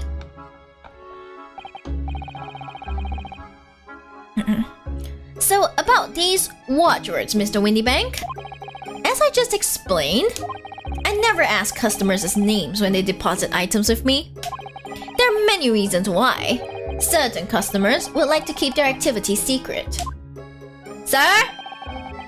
That wasn't exactly a subtle glance at Mr. Shibs, now was it? What is he doing now? What are you doing?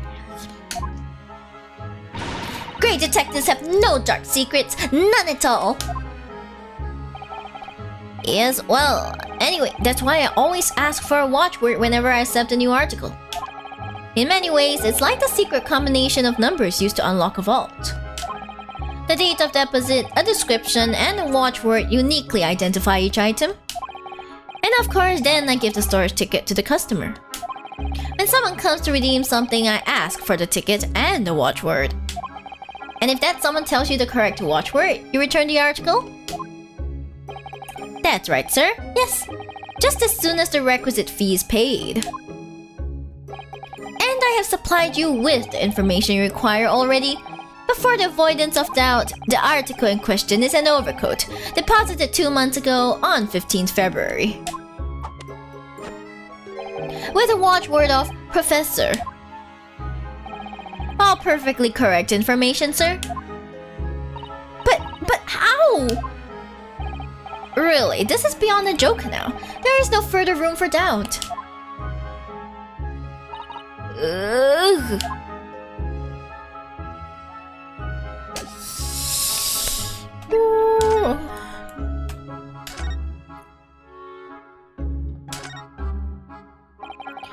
Excuse me, but who are you? One would expect the inquirer to introduce himself first. Though clearly you are not British, so perhaps our ways are foreign to you. Oh, sorry. Yes, we're from the Empire of Japan. We're studying here. yes, Japan. I've heard talk of the place. What in the... excuse me? Its inhabitants live on some fiery brown-colored soup dressed up with exotic spices. A rude... Okay, miso soup is fine. Miso soup is absolutely wonderful. Don't you dare insult miso soup, okay? You might be thinking of somewhere else. And what was that theatrical gesticulation about? Perhaps. Anyway, if you are a gentleman, sir, you offer your own name first, before inquiring after the name of another. Of course, yes, I'm Ryunosuke Naruhodo. I'm a lawyer. Well, a student of law, really. Wow, racism. Shh. My name is Susato Mikotoba. I am Mr. Naruhodo's assistant. I see. My name is Benedict. Yes, Eggert Benedict.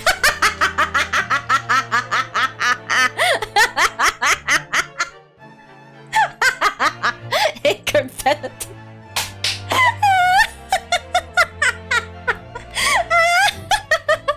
Okay, Mr. X Benedict, sir. Okay.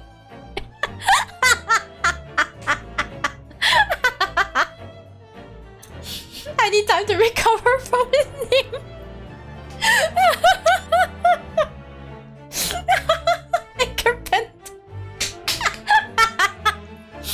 I'm sorry.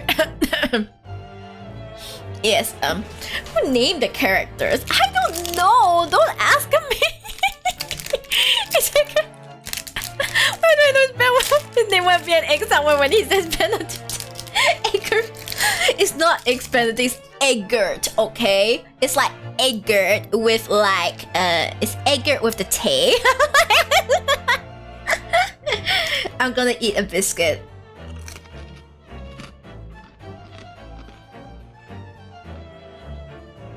This guy, holy shit. I already couldn't take you too seriously, and now your name? No, Gert. He does look very handsome, but still. Oh my god. I cannot, man. I cannot.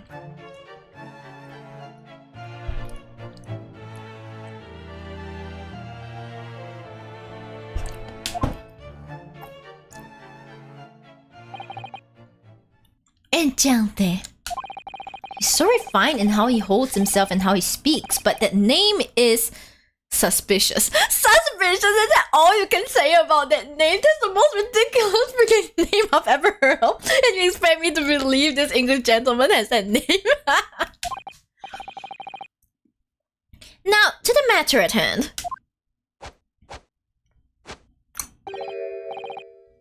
Are you perhaps lost on your way to the set of JoJo's Bizarre Adventure, sir?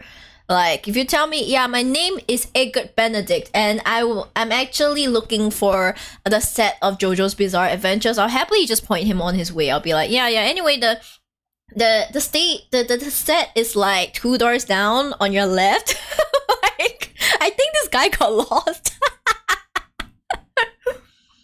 My overcoat! Return it at once to someone with the style to carry it off. Every move he makes, every breath he takes, I can't stand watching him. Same, Gina, same.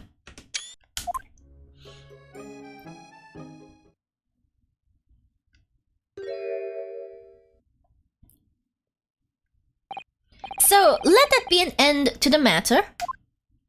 Lost to the restaurant. Yeah, he got lost. And thank you for your custom, Mr. Eggert Benedict, sir. I'm gonna rest in peace every time his name is mentioned. With such reasonable rates of interest, I may even decide to come back. Bro's looking for that stand arrow. This is why I hate grown-ups. Just cause I'm a diver, everyone thinks that makes me a liar. And the contents of the coat pockets, if you please, broker. But of course, sir, here's the disc for you. Just this one? Pardon, sir? I was expecting another. That is, I deposited another. Another disc? Oh dear! I regret to inform you, sir, that what was deposited with me was merely the overcoat. The disc happened to be in one of the pockets, but I was completely unaware of it until now. So, Gutterling, you're hiding more of what's rightfully mine, are you? Say Zue, I don't know nothing about it.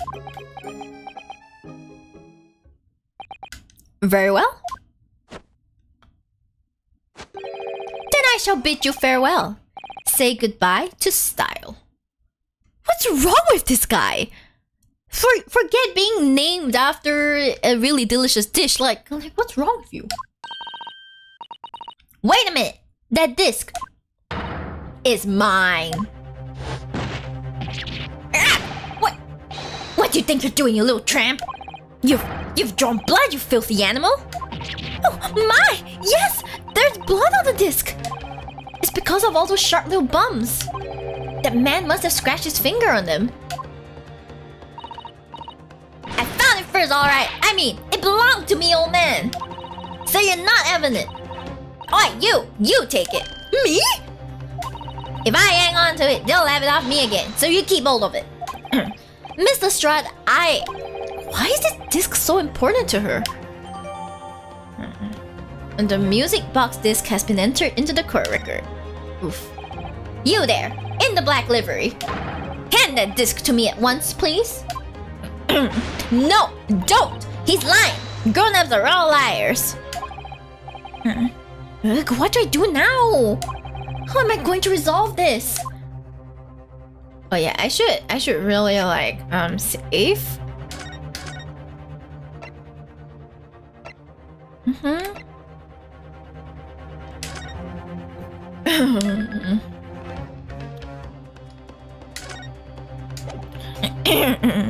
Stop calling her filthy names. Oh well. We can't converse, we can only examine. Look at those piercing eyes. He's clearly in no mood to talk. We have to do something quickly before this mysterious gentleman leaves to fetch the police or something. Okay, Wow, Miss Lestrade is really looking daggers at the mysterious gentleman. Hi, Solo Rush. Hello. Welcome to my stream. How's everyone today? We're still reeling from the fact that that gentleman, that tall gentleman behind, is called Egbert Benedict. His name is Egbert Benedict. I cannot. We need to do something to calm things down before she loses control and attacks him again. What can we do though? Really? Mr. Windybank is clearly at a loss here. We have to do something about this before he reaches for that revolver of his. It's gonna play like Russian roulette, I think. Sholmes, are you just gonna stand there? Seriously? Mr. Sholmes? What are you examining with such keen interest there? Everyone talks to Sholmes as if he's a child. As you enjoy a bar of caramel, I see. Are they?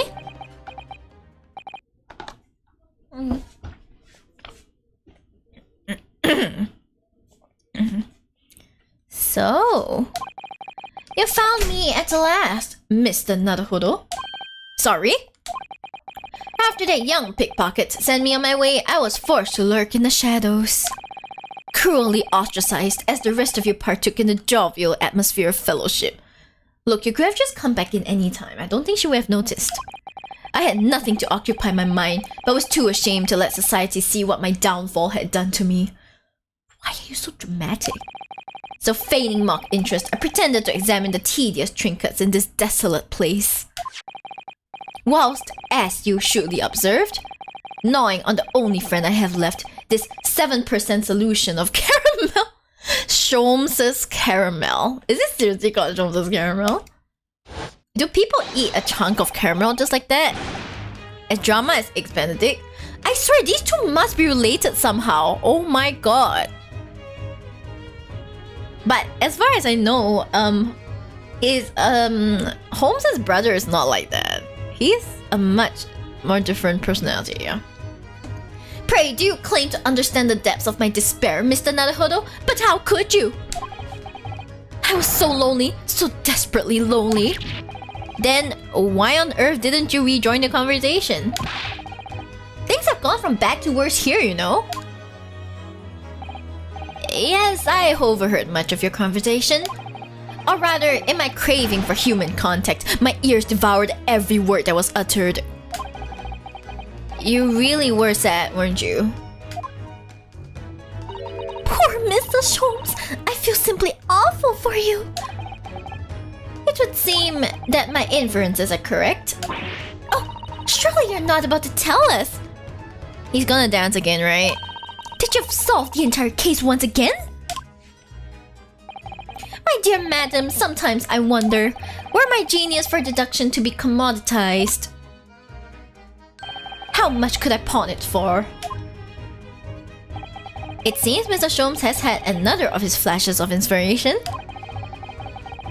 But who knows if it will help to resolve the situation between Miss Lestrade and the mysterious gentleman? What's the right thing to do here? We have to listen. We have no choice. Is he gonna dance again? Well, Miss Lestrade, it would appear you find yourself in something of a predicament. Tisk! Where the blue blazes have you been, eh? Pardon? When the lady's in trouble, a true gent's supposed to be there to help. Straight away! Not an hour later! Harsh! Time for another Herlock game. Ah. And who, pray tell, are you? Your greatest competitor in dramatics, apparently? Mr. Akert Benedict! I'm gonna die every time it's in their mention. He's Mr. Akert Benedict. You have, in my eyes, a veritably encyclopedic array of curiosities about your person. Nevertheless, there are two immovable conclusions I have drawn. I beg your pardon? The first is this. The true reason for your visit to this pawnbrokery today is something you have not yet revealed. And the second is this. A considerable crime is in contemplation. One you will orchestrate with intent to steal a vast sum of money. Well, Mr. Benedict, what say you to my deductions? How? He's turned as white as a hard-boiled egg. The egg puns have come. The egg puns are gonna come and they'll keep on coming. It would seem that once again, Mr. Sholmes has made a flawless deduction. Just who do you think you are, sir? Ah, yes, as I hoped. That is precisely the pained expression I was looking for. This just in, Sholmes is a sadist.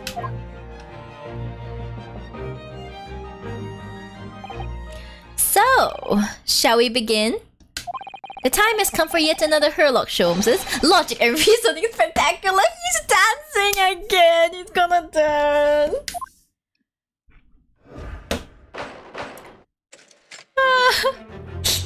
He's really gonna dance. Gonna die. Mystery Man's aim. First of all, we must ask ourselves on what business you ventured to this pawnbrokery today. You claim to have followed this pickpocket here, having had the redemption ticket stolen from you on the street. But that is most certainly a lie. The real truth is something quite different. Oh, what are you holding? As revealed by that which you hold in your hand. Yes, what brought you to this shop in the first place is a staff recruitment flyer. Oh? Time to see him dancing, heck yeah. Hey, yo, let's go. The piece of paper in your hand is a staff wanted advertisement from this very shop. Yet even the most unobservant would soon realize that a man of your appearance has no need of such employ. In other words, there is some ulterior motive for your actions. The cane which you unwittingly clutch to your person exhibits an incontrovertible contradiction. What utter rot! I've had this cane for years! It's not his initials. The contradiction of which I speak is, of course, the missing ferrule.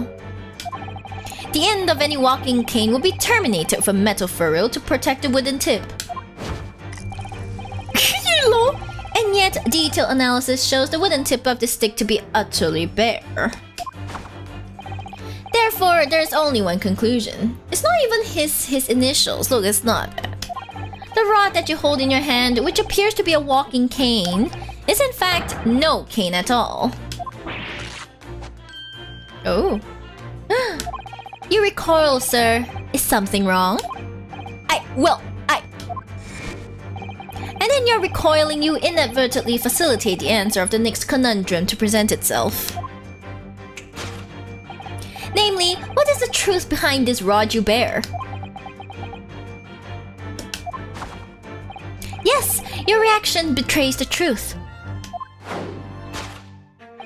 The handle, which you evidently would like to conceal, is the key to understanding this riddle, you see. From the moment I saw it, my suspicions were aroused. What walking cane demands such a short handle? Mused I. But of course, as I said, this is no walking cane. No, that rod.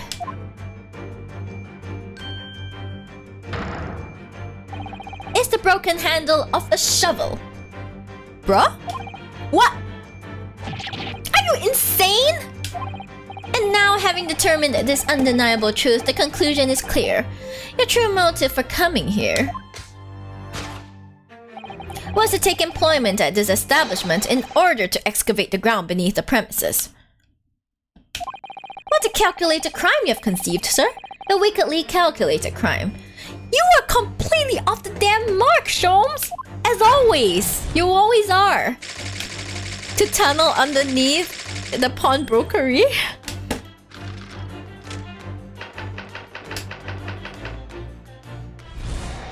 Okay, now his crime. Now, Mr. Benedict, let us continue. For we must expose the details of this elaborate crime you have in the planning. This is utterly absurd. You suggest that I, a gentleman, intend to excavate the ground beneath this pawnbrokery with a broken shovel? What on earth do you propose I could expect to find there? Heist prep? What the hell? Some long-forgotten treasure, I suppose? Save for such a fanciful theory, what possible reason could I have to do as you say? Oh, but there is ample reason. As you are only too well aware, Mr. Benedict. Ah, and your furtive glance is more telling than I could have hoped. What? Let us consider what would motivate a man to infiltrate a shop such as this and covertly dig beneath its floor. Hello, SE. Yeah, thank you for the gamba. Hope you're doing great. Let us consider what would motivate a man to infiltrate a shop such as this and covertly dig beneath its floor. Thanks for the hydrate, rabbit.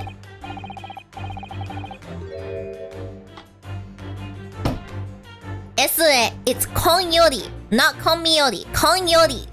No Kon-Miyori. Kon-Miyori chiga. Kon-Yori. Yes, okay. Oh, big stretch. Okay, stretch.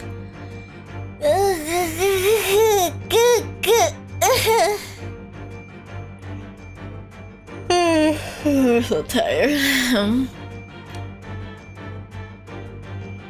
No, it's Kon-Miyori. Sorry, Kon-Yori. Yeah, Kon-Yori. No problem, no problem. Yay. The answer is revealed by the council notice on the counter to which your eyes were inadvertently drawn. Okay, now you know. Thank you. This letter gives notice of public works to be carried out in the local area. And according to the the enclosed plan of the upcoming sewerage works. Oh no, the sewer. Oh no. Kawaii, kawaii! Ah! Beneath this shop runs a sewer that adjoins another, one that runs under the bank on the opposite side of the road. Oh, bank heist! It's a bank heist, guys. This madness has entered the sewers now, has it? By excavating the ground beneath our feet, you would gain access to the waterway that flows in very close proximity to the great vault of the financial institution opposite. What are you... In summary, sir, you devised a master plan to pull off an elaborate bank robbery by dint of the underground tunnels. Master plan? Why are you so dramatic? Why? Which brings us at last to the final chapter of this lurid scheme. With what plunder did the thief hope to make off from the underground vault of the bank? Are you quite serious? Having consulted with Scotland Yard some days ago, I happen to know the answer. But naturally, the answer is no secret to you, is it, Mr. Benedict? I have no idea what you're talking about. Allow me to present a rather interesting piece of evidence. You see, this picture postcard tells us all we need to know. That freaking crystal tower? A postcard of the Great Exhibition? I'm afraid you've quite lost me. Does anyone notice the portrait of like that golden retriever at the back? I can't stop staring at it, lol. Currently in the final stages of preparation, the Great Exhibition will soon be underway. And the government has provided extra funds to complete its centerpiece, the Crystal Tower. Funds that currently sit in the vault of the bank on the other side of this road. Pardon? Yes, the considerable crime you have been contemplating is the theft of that which sits in the vault of that bank, the special reserve funds for the Great Exhibition. Of course, that is top secret police information, so keep it under your hat, please. You just told everyone in the damn place what the secret. Hey, look! Get out of here! Thus concludes Herlock Sholmes' great deduction of this pawnbroking puzzle.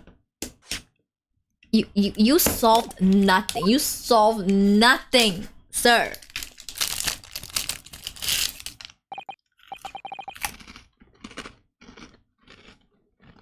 I'm eating a biscuit.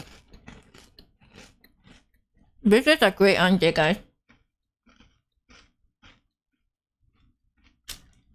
Okay, I've gone through 3 packets of this biscuit, but considering there's only like 2 in each packet, it's not much at all.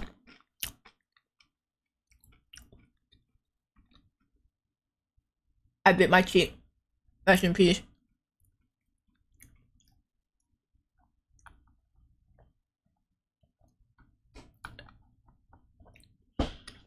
Mr. Sholmes?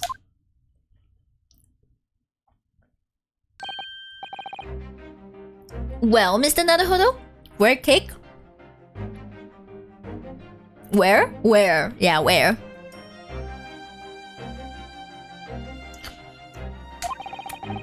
An impressively upbeat deduction for a detective wrecked with loneliness, would you not agree?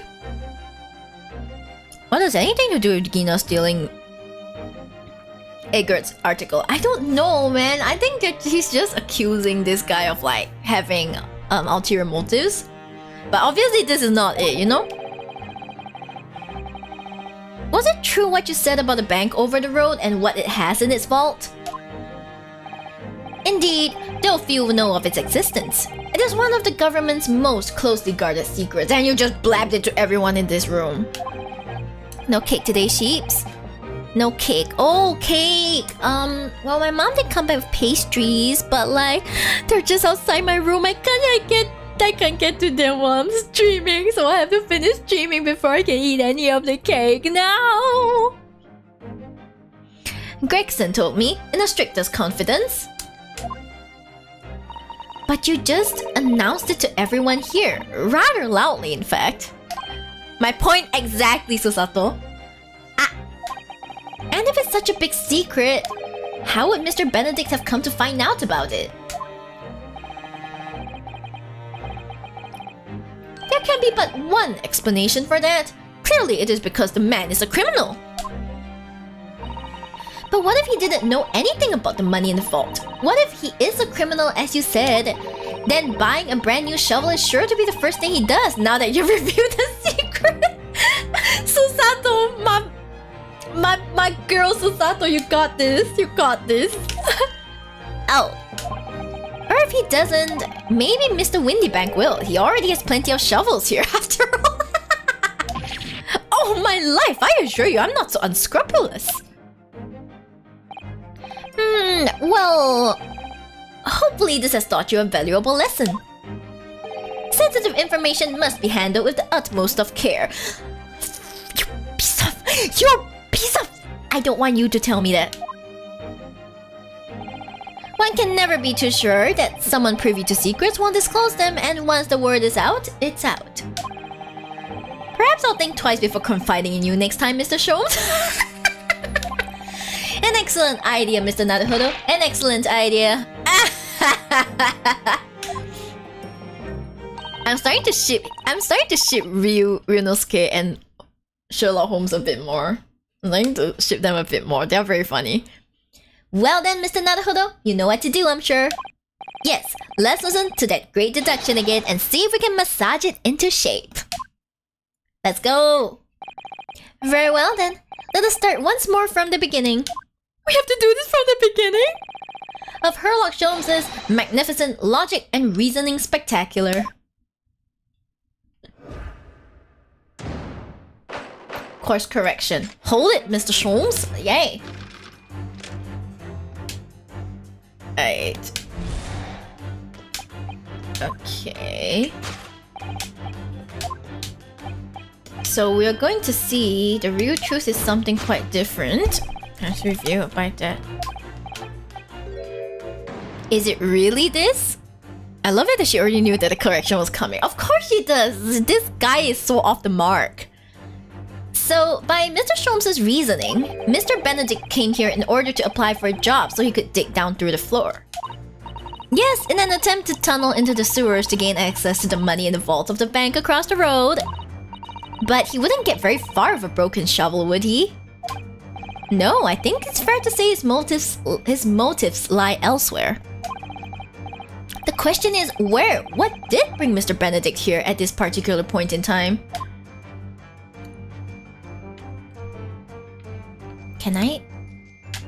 Ah, there we go! Oh! Look at all the scribbled notes on the back of the flyer here. I don't believe it! What is it? Listen to what it says. Name, Gina Lestrade. Height, 5'2". Green cap, scruffy waistcoat, grubby white shirt, blue satchel, bracket, ragged. It's a detailed description of Miss Lestrade. Goodness! There's even a sketch of her, hat and all. That's a very cute sketch, by the way. Although if he showed it to her, she'd fire that smoke grenade launcher in his face for sure. And look, the details of the shop have been written down here too. Windybank's Pawnbrokery, Baker Street, redemption deadline 15 April, which is today's date. Why would Mr. Benedict have all that information scrawled on the back of that piece of paper? Okay, there we go. Correction. Is this one? Yeah! Info about Miss Lestrade. He's enjoying it so much, look at him. Yes, what brought you to this shop in the first place is the info about Miss Lestrade. Quite so, my dear fellow. It would appear that the writing and sketch on the reverse of the flyer pertain to the pickpocket, Miss Lestrade, and to Mr. Windybank's pawnbrokery here. Ah! He's so happy. You originally told us that you had merely given chase after Miss Lestrade stole the redemption ticket from you. But that, sir, is a thinly veiled lie. He's so smug! Look at him! It is the information on the back of the flyer that led you here today. By which I mean... here to win the bank's pawnbrokery, and today, the redemption deadline of that overcoat. So you waited outside for the young girl matching the description you have written down to arrive. And you have gone to some lengths to hide the reason for your pursuit of Miss Lestrade. Article scam, eavesdropping people's password and all, then take their stuff with the info. I don't know what's the purpose. Like, is it worth that much? In other words, there is some ulterior motive for your actions. The cane which you unwittingly clutched to your person exhibits an incontrovertible contradiction. It's the initial, I told you.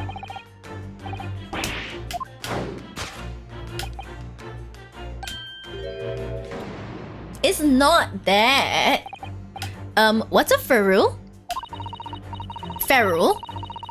Never mind. It's the metal cap commonly found on the end of a cane, Mr. Naruhodo. Ah, the bit that makes the nice clacking sound on the pavement? Yes, exactly. And Mr. Shibs is right. It appears to be missing on this cane. But it doesn't actually look broken, does it? No, it doesn't. Though the gentleman certainly did recoil when Mr. Shibs identified the cane as suspicious. In other words, there's some secret about the cane that Mr. Benedict would rather we don't know. It's the damn initials, I told you! It's the freaking initials! Look here, Mr. Sato.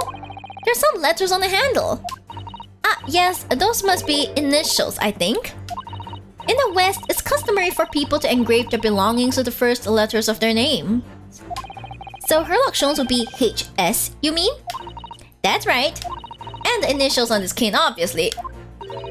Oh. AG? Why does it feel as though that's not quite right? Kurae! I told you it's the damn initials, yeah. The contradiction of which I speak is, of course, the initialing. Is it okay if the viewer also backseats a bit, or is it a hard no? If I'm clearly struggling, you could guide me a bit, but I would prefer if you don't, Joker. Yeah, I'll prefer if you don't. Just sit back and watch me cry. If that's okay with you, yeah? A most astute observation, wouldn't you say, Mr. Eggert Benedict? Stupid name. We are led to believe, sir, that your initials are EB. Yet in the most possessive manner, you have in your grasp a cane bearing the initials AG. An incontrovertible contradiction indeed, would you not agree? No, you're wrong. This cane isn't... You said before that you'd had that cane for years. Oh my god, that twirl, that sexy twirl. So don't try to tell us that you just borrowed it from a friend or found it in the park. In short, though you hold yourself to be a gentleman, you have withheld your true name. Haha. He recoiled. And you're recoiling? Uh-huh. What's the truth behind the rod you bear? Yes, your reaction betrays the truth. What is he trying to conceal, though? Let's consider the bare bones of what's happened here. Miss Lestrade redeemed that fine-looking overcoat, and now a mysterious man has appeared introducing himself with a fake name and claiming that the overcoat belongs to him. But we know that he actually identified Miss Lestrade from a written description, which suggests that everything else he's told us is untrue. So what we need to do here is somehow prove that the overcoat cannot possibly belong to him. Okay, we need to make sure. Oh! Split seam! Oh! Oh, the seam on the shoulder there is coming apart! Look! So it is. Do you know, a moment ago when Mr. Benedict was surprised by something that was said, I thought I heard him make a rather strange noise. It sounded a bit like a tiny growl. Oof. But now I think it was probably the sound of this seam ripping open. If you look closely, it does seem to be a very tight fit. The sleeves are stretched to bursting and he wouldn't have a hope of fastening it at the front. Hey! If he were to run around in it, I'm sure the whole thing would fall apart. So it's not his. That I'd like to see. Sorry? So how can we make Mr. Benedict run around? No, Susato. That's not how this works. That's not how any of this works. She's really giving this some thought. There we go.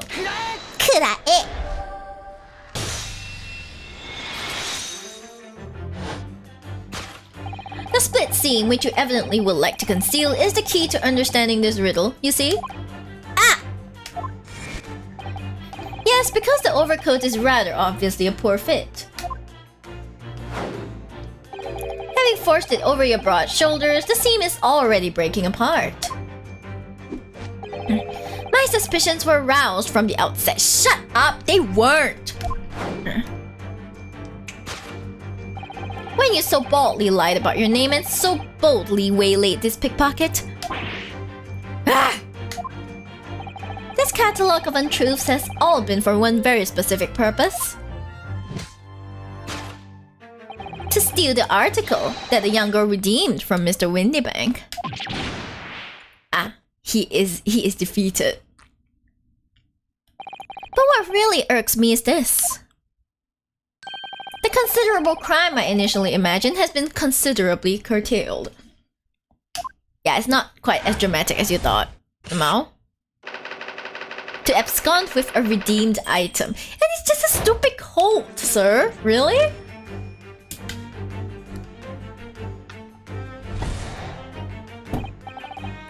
Now, Mr. Benedict, let us continue. For we must expose the details of this elaborate crime you have in the planning. This is utterly absurd. Now let's go. Sorry, let me see the history.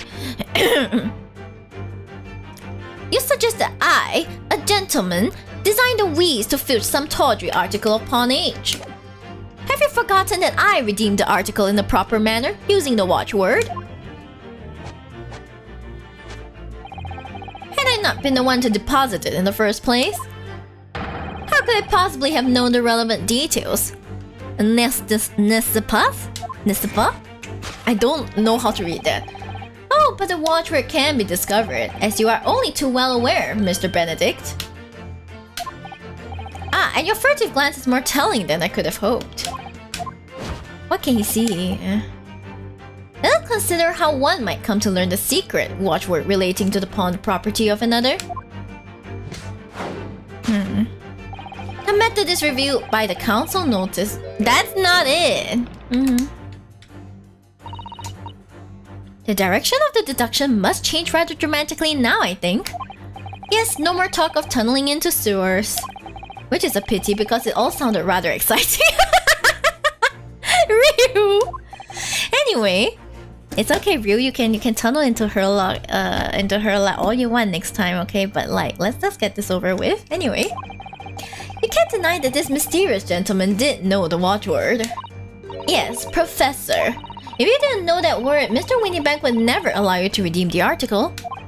Or looking at it another way, if you didn't know that word, Mr. Windybank would allow you to redeem the article whether it was yours or not. So the question is, could this gentleman have found the watchword out somehow? Let's see. Oh, what's this? A note. What does this say? Look at this, Miss Osato. Ah, it appears to be a memo that Mr. Windybank has scribbled to himself.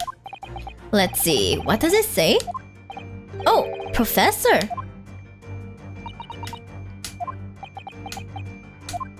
Mr. Windybank must make a note of the watchwords his customers give him right before their eyes. And in alarmingly clear script as well. If only he wrote in like cursive or something, right? Oh dear, I don't know where to look. Who knows what a secret I might see? Okay, well then we have... Rest in peace. The it is revealed by the notelet on the counter to which your eyes were inadvertently drawn. Yes, the broker here follows the same procedure whenever a customer comes to redeem an article. He asks the customer for the watchword and notes down the response uttered on the notelet he has to hand. Then he consults his ledger and confirms whether or not the watchword matches that of the article in question. I would expect nothing less of a diligent pawnbroker. But his diligence clearly has its disadvantages. What are you talking about? It is increasingly apparent that you were present in this shop before your accusation against Miss Lestrade. In all likelihood, you followed her inside and then observed her talking to Mr. Windybank. When the diligent broker made a note of the watchword, as is his common practice, you observed him writing the word professor on the notelet beside the ledger.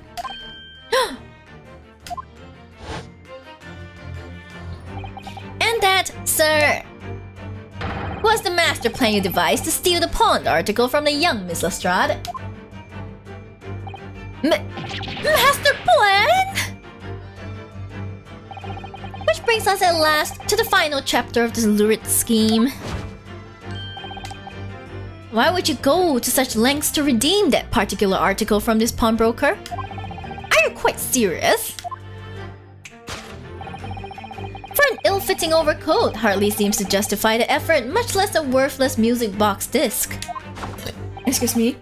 But naturally, you had a very good reason to make them yours, didn't you, Mr. Benedict?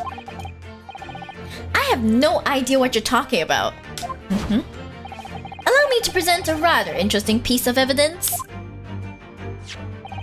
You see, this picture postcard tells us all we need to know. Or does it? The articles we're talking about are the overcoat and a music box disc that was in one of the pockets, which according to Mr. Windybank isn't even worth a penny. And yet this man went to such lengths to steal them. Why? I wonder if perhaps...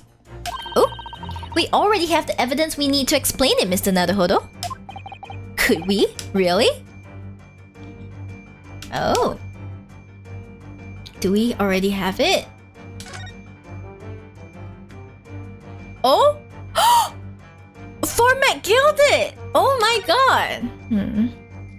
Oh, there's a little scrap of paper stuck onto the reverse side of the disc, look. And a scribbled word or two. It looks like somebody's name. Format gilded. Oh my god! Was I away for a bit just now? Welcome back, Rabbit. Matt gilded? It couldn't be! But it is, Mr. Naruhodo. A name I shall never forget for as long as I live. But why? Why is his name on this? Oh boy, guys.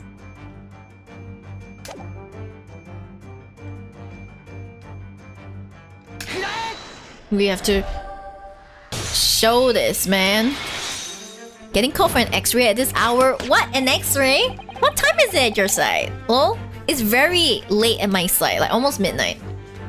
You see, this music box disc tells us all we need to know. What's that? On the back. It reads, for McGilded. Gah! Ah, Mr. Magnus McGilded. The unfortunate philanthropist who perished in curious circumstances at the Old Bailey 2 months ago. 11:44 Shibs. At night! Or in the morning, you know? At night or in the morning. A prominent man in London, though his loan-mongering demonstrated a distinct lack of scruples. So, you're an associate of his, are you? Or perhaps a subordinate? Same time zone. I see, Rabbit! Rest in pieces! Why are you getting called for a freaking x-ray? Mr. McGilded was a man of unusually small stature. In fact, he was precisely the right size for the overcoat that you've squeezed yourself into. You've squeezed yourself into, lol. Your true identity remains shrouded in mystery, Mr. Edgar Benedict. Stop saying his name! But the final conclusion here is crystal clear. The reason you came to this pawnbrokery today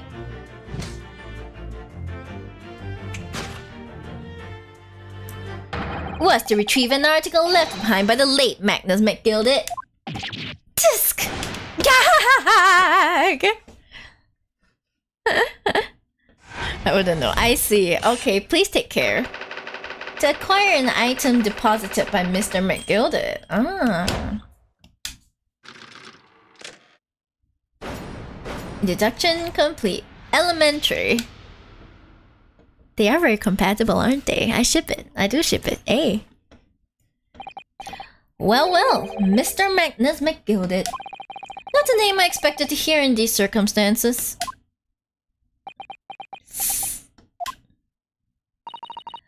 Mrs. Sholmes, I'm afraid there's something very troubling on my mind.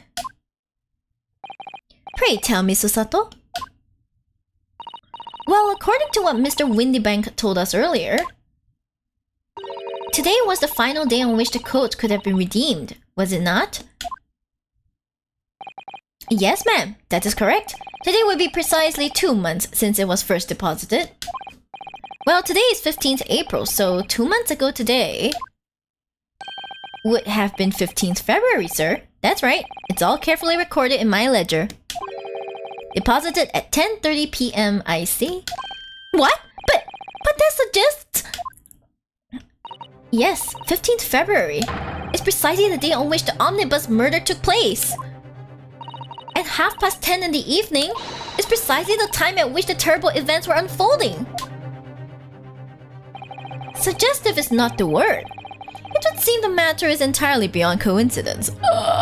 Dun dun dun dun dun! Dun dun dun dun dun! Oof. You're of course at liberty to make whatever outlandish deductions you choose. However... I must insist you hand over the music box disc now. He has a gun! Oh man, ever since I've been like having fun in the Hitmake fandom, I haven't seen a gun for the longest time because they're banned in that world. It would be a terrible shame for you to return to your native land in a box. What do I do? But it doesn't belong to you. Wait. I mean, I know nothing will come out of it, but I'll just save in case. I'll save just in case, you know? Just in case, yeah. Absolutely not. There are some things a man must protect at all costs. This may well be one of those things. Then again, it may not. Just in case, yeah. Mr. Windybank? This is my shop. I can't allow any harm to come to my customers. If that were to happen, I should have to take my own life. Mr. Windybank! Mr. Windybank, no!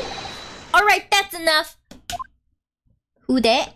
Oh, hello, my precious. Inspector Gregson. Inspector?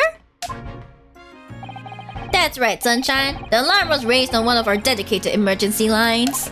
So we got here as fast as we could. Now, what's all this about, eh? Oh, praise be! You're here at last! I was moments away from forfeiting my own life in my very own establishment. This guy is so unimpressed. He's like, It would seem you have the upper hand.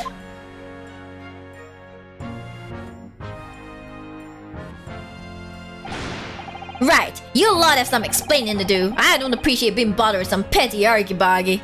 Ah, there's his fish and chips again. Sir, can I have some fish and chips? I'm hungry. I really want some fish and chips. Petty? Mr. Windybank very nearly met with his end. Yeah, by his own gun as far as I can tell. Oh dear. Same, right? Fish and chips look so good, especially since they're wrapped in newspaper. You know that's how you know it's the good stuff, guys. Sounds good right now. Oh, I want something savory and fried. And the whole of Britain could meet with it, and if I don't get to the bottom of the case I'm supposed to be working on. What? What on earth is the case, Inspector? Spare no detail, Gregson. I might have said a little too much. No matter, it's nothing to do with you lot. Anyway, sir, you're gonna have to come with me down to the station. But of course, Inspector. Ah! He's getting away! Did he just do a pirouette and smack Gregson? Oh god. Get after him, lads! Whistle the beat officer too! Sir!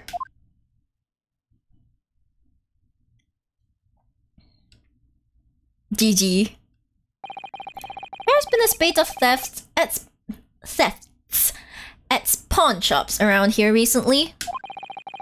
There's fitted emergency buttons underneath the counters for brokers to let us know when there's trouble. Oh, Inspector, I was very worried there for a while. Very worried indeed. Now then, Mr. Permanently in Mourning. Permanently in Mourning? Oh, yes? Oh my god, everyone's insulting his clothes today, guys. I'll be taking the whatever it is of McGilda's down to the yard, thank you very much. So hand it over. Oh, yes, of course. No, don't give it to him. It's mine, that is, mine. I'm sorry, miss, but anything belonging to McGilda has to be taken in as evidence now. As evidence? If the police demand something as evidence, my dear fellow, we have no choice but to capitulate. Capitulate. Yeah. It's all yours, Inspector.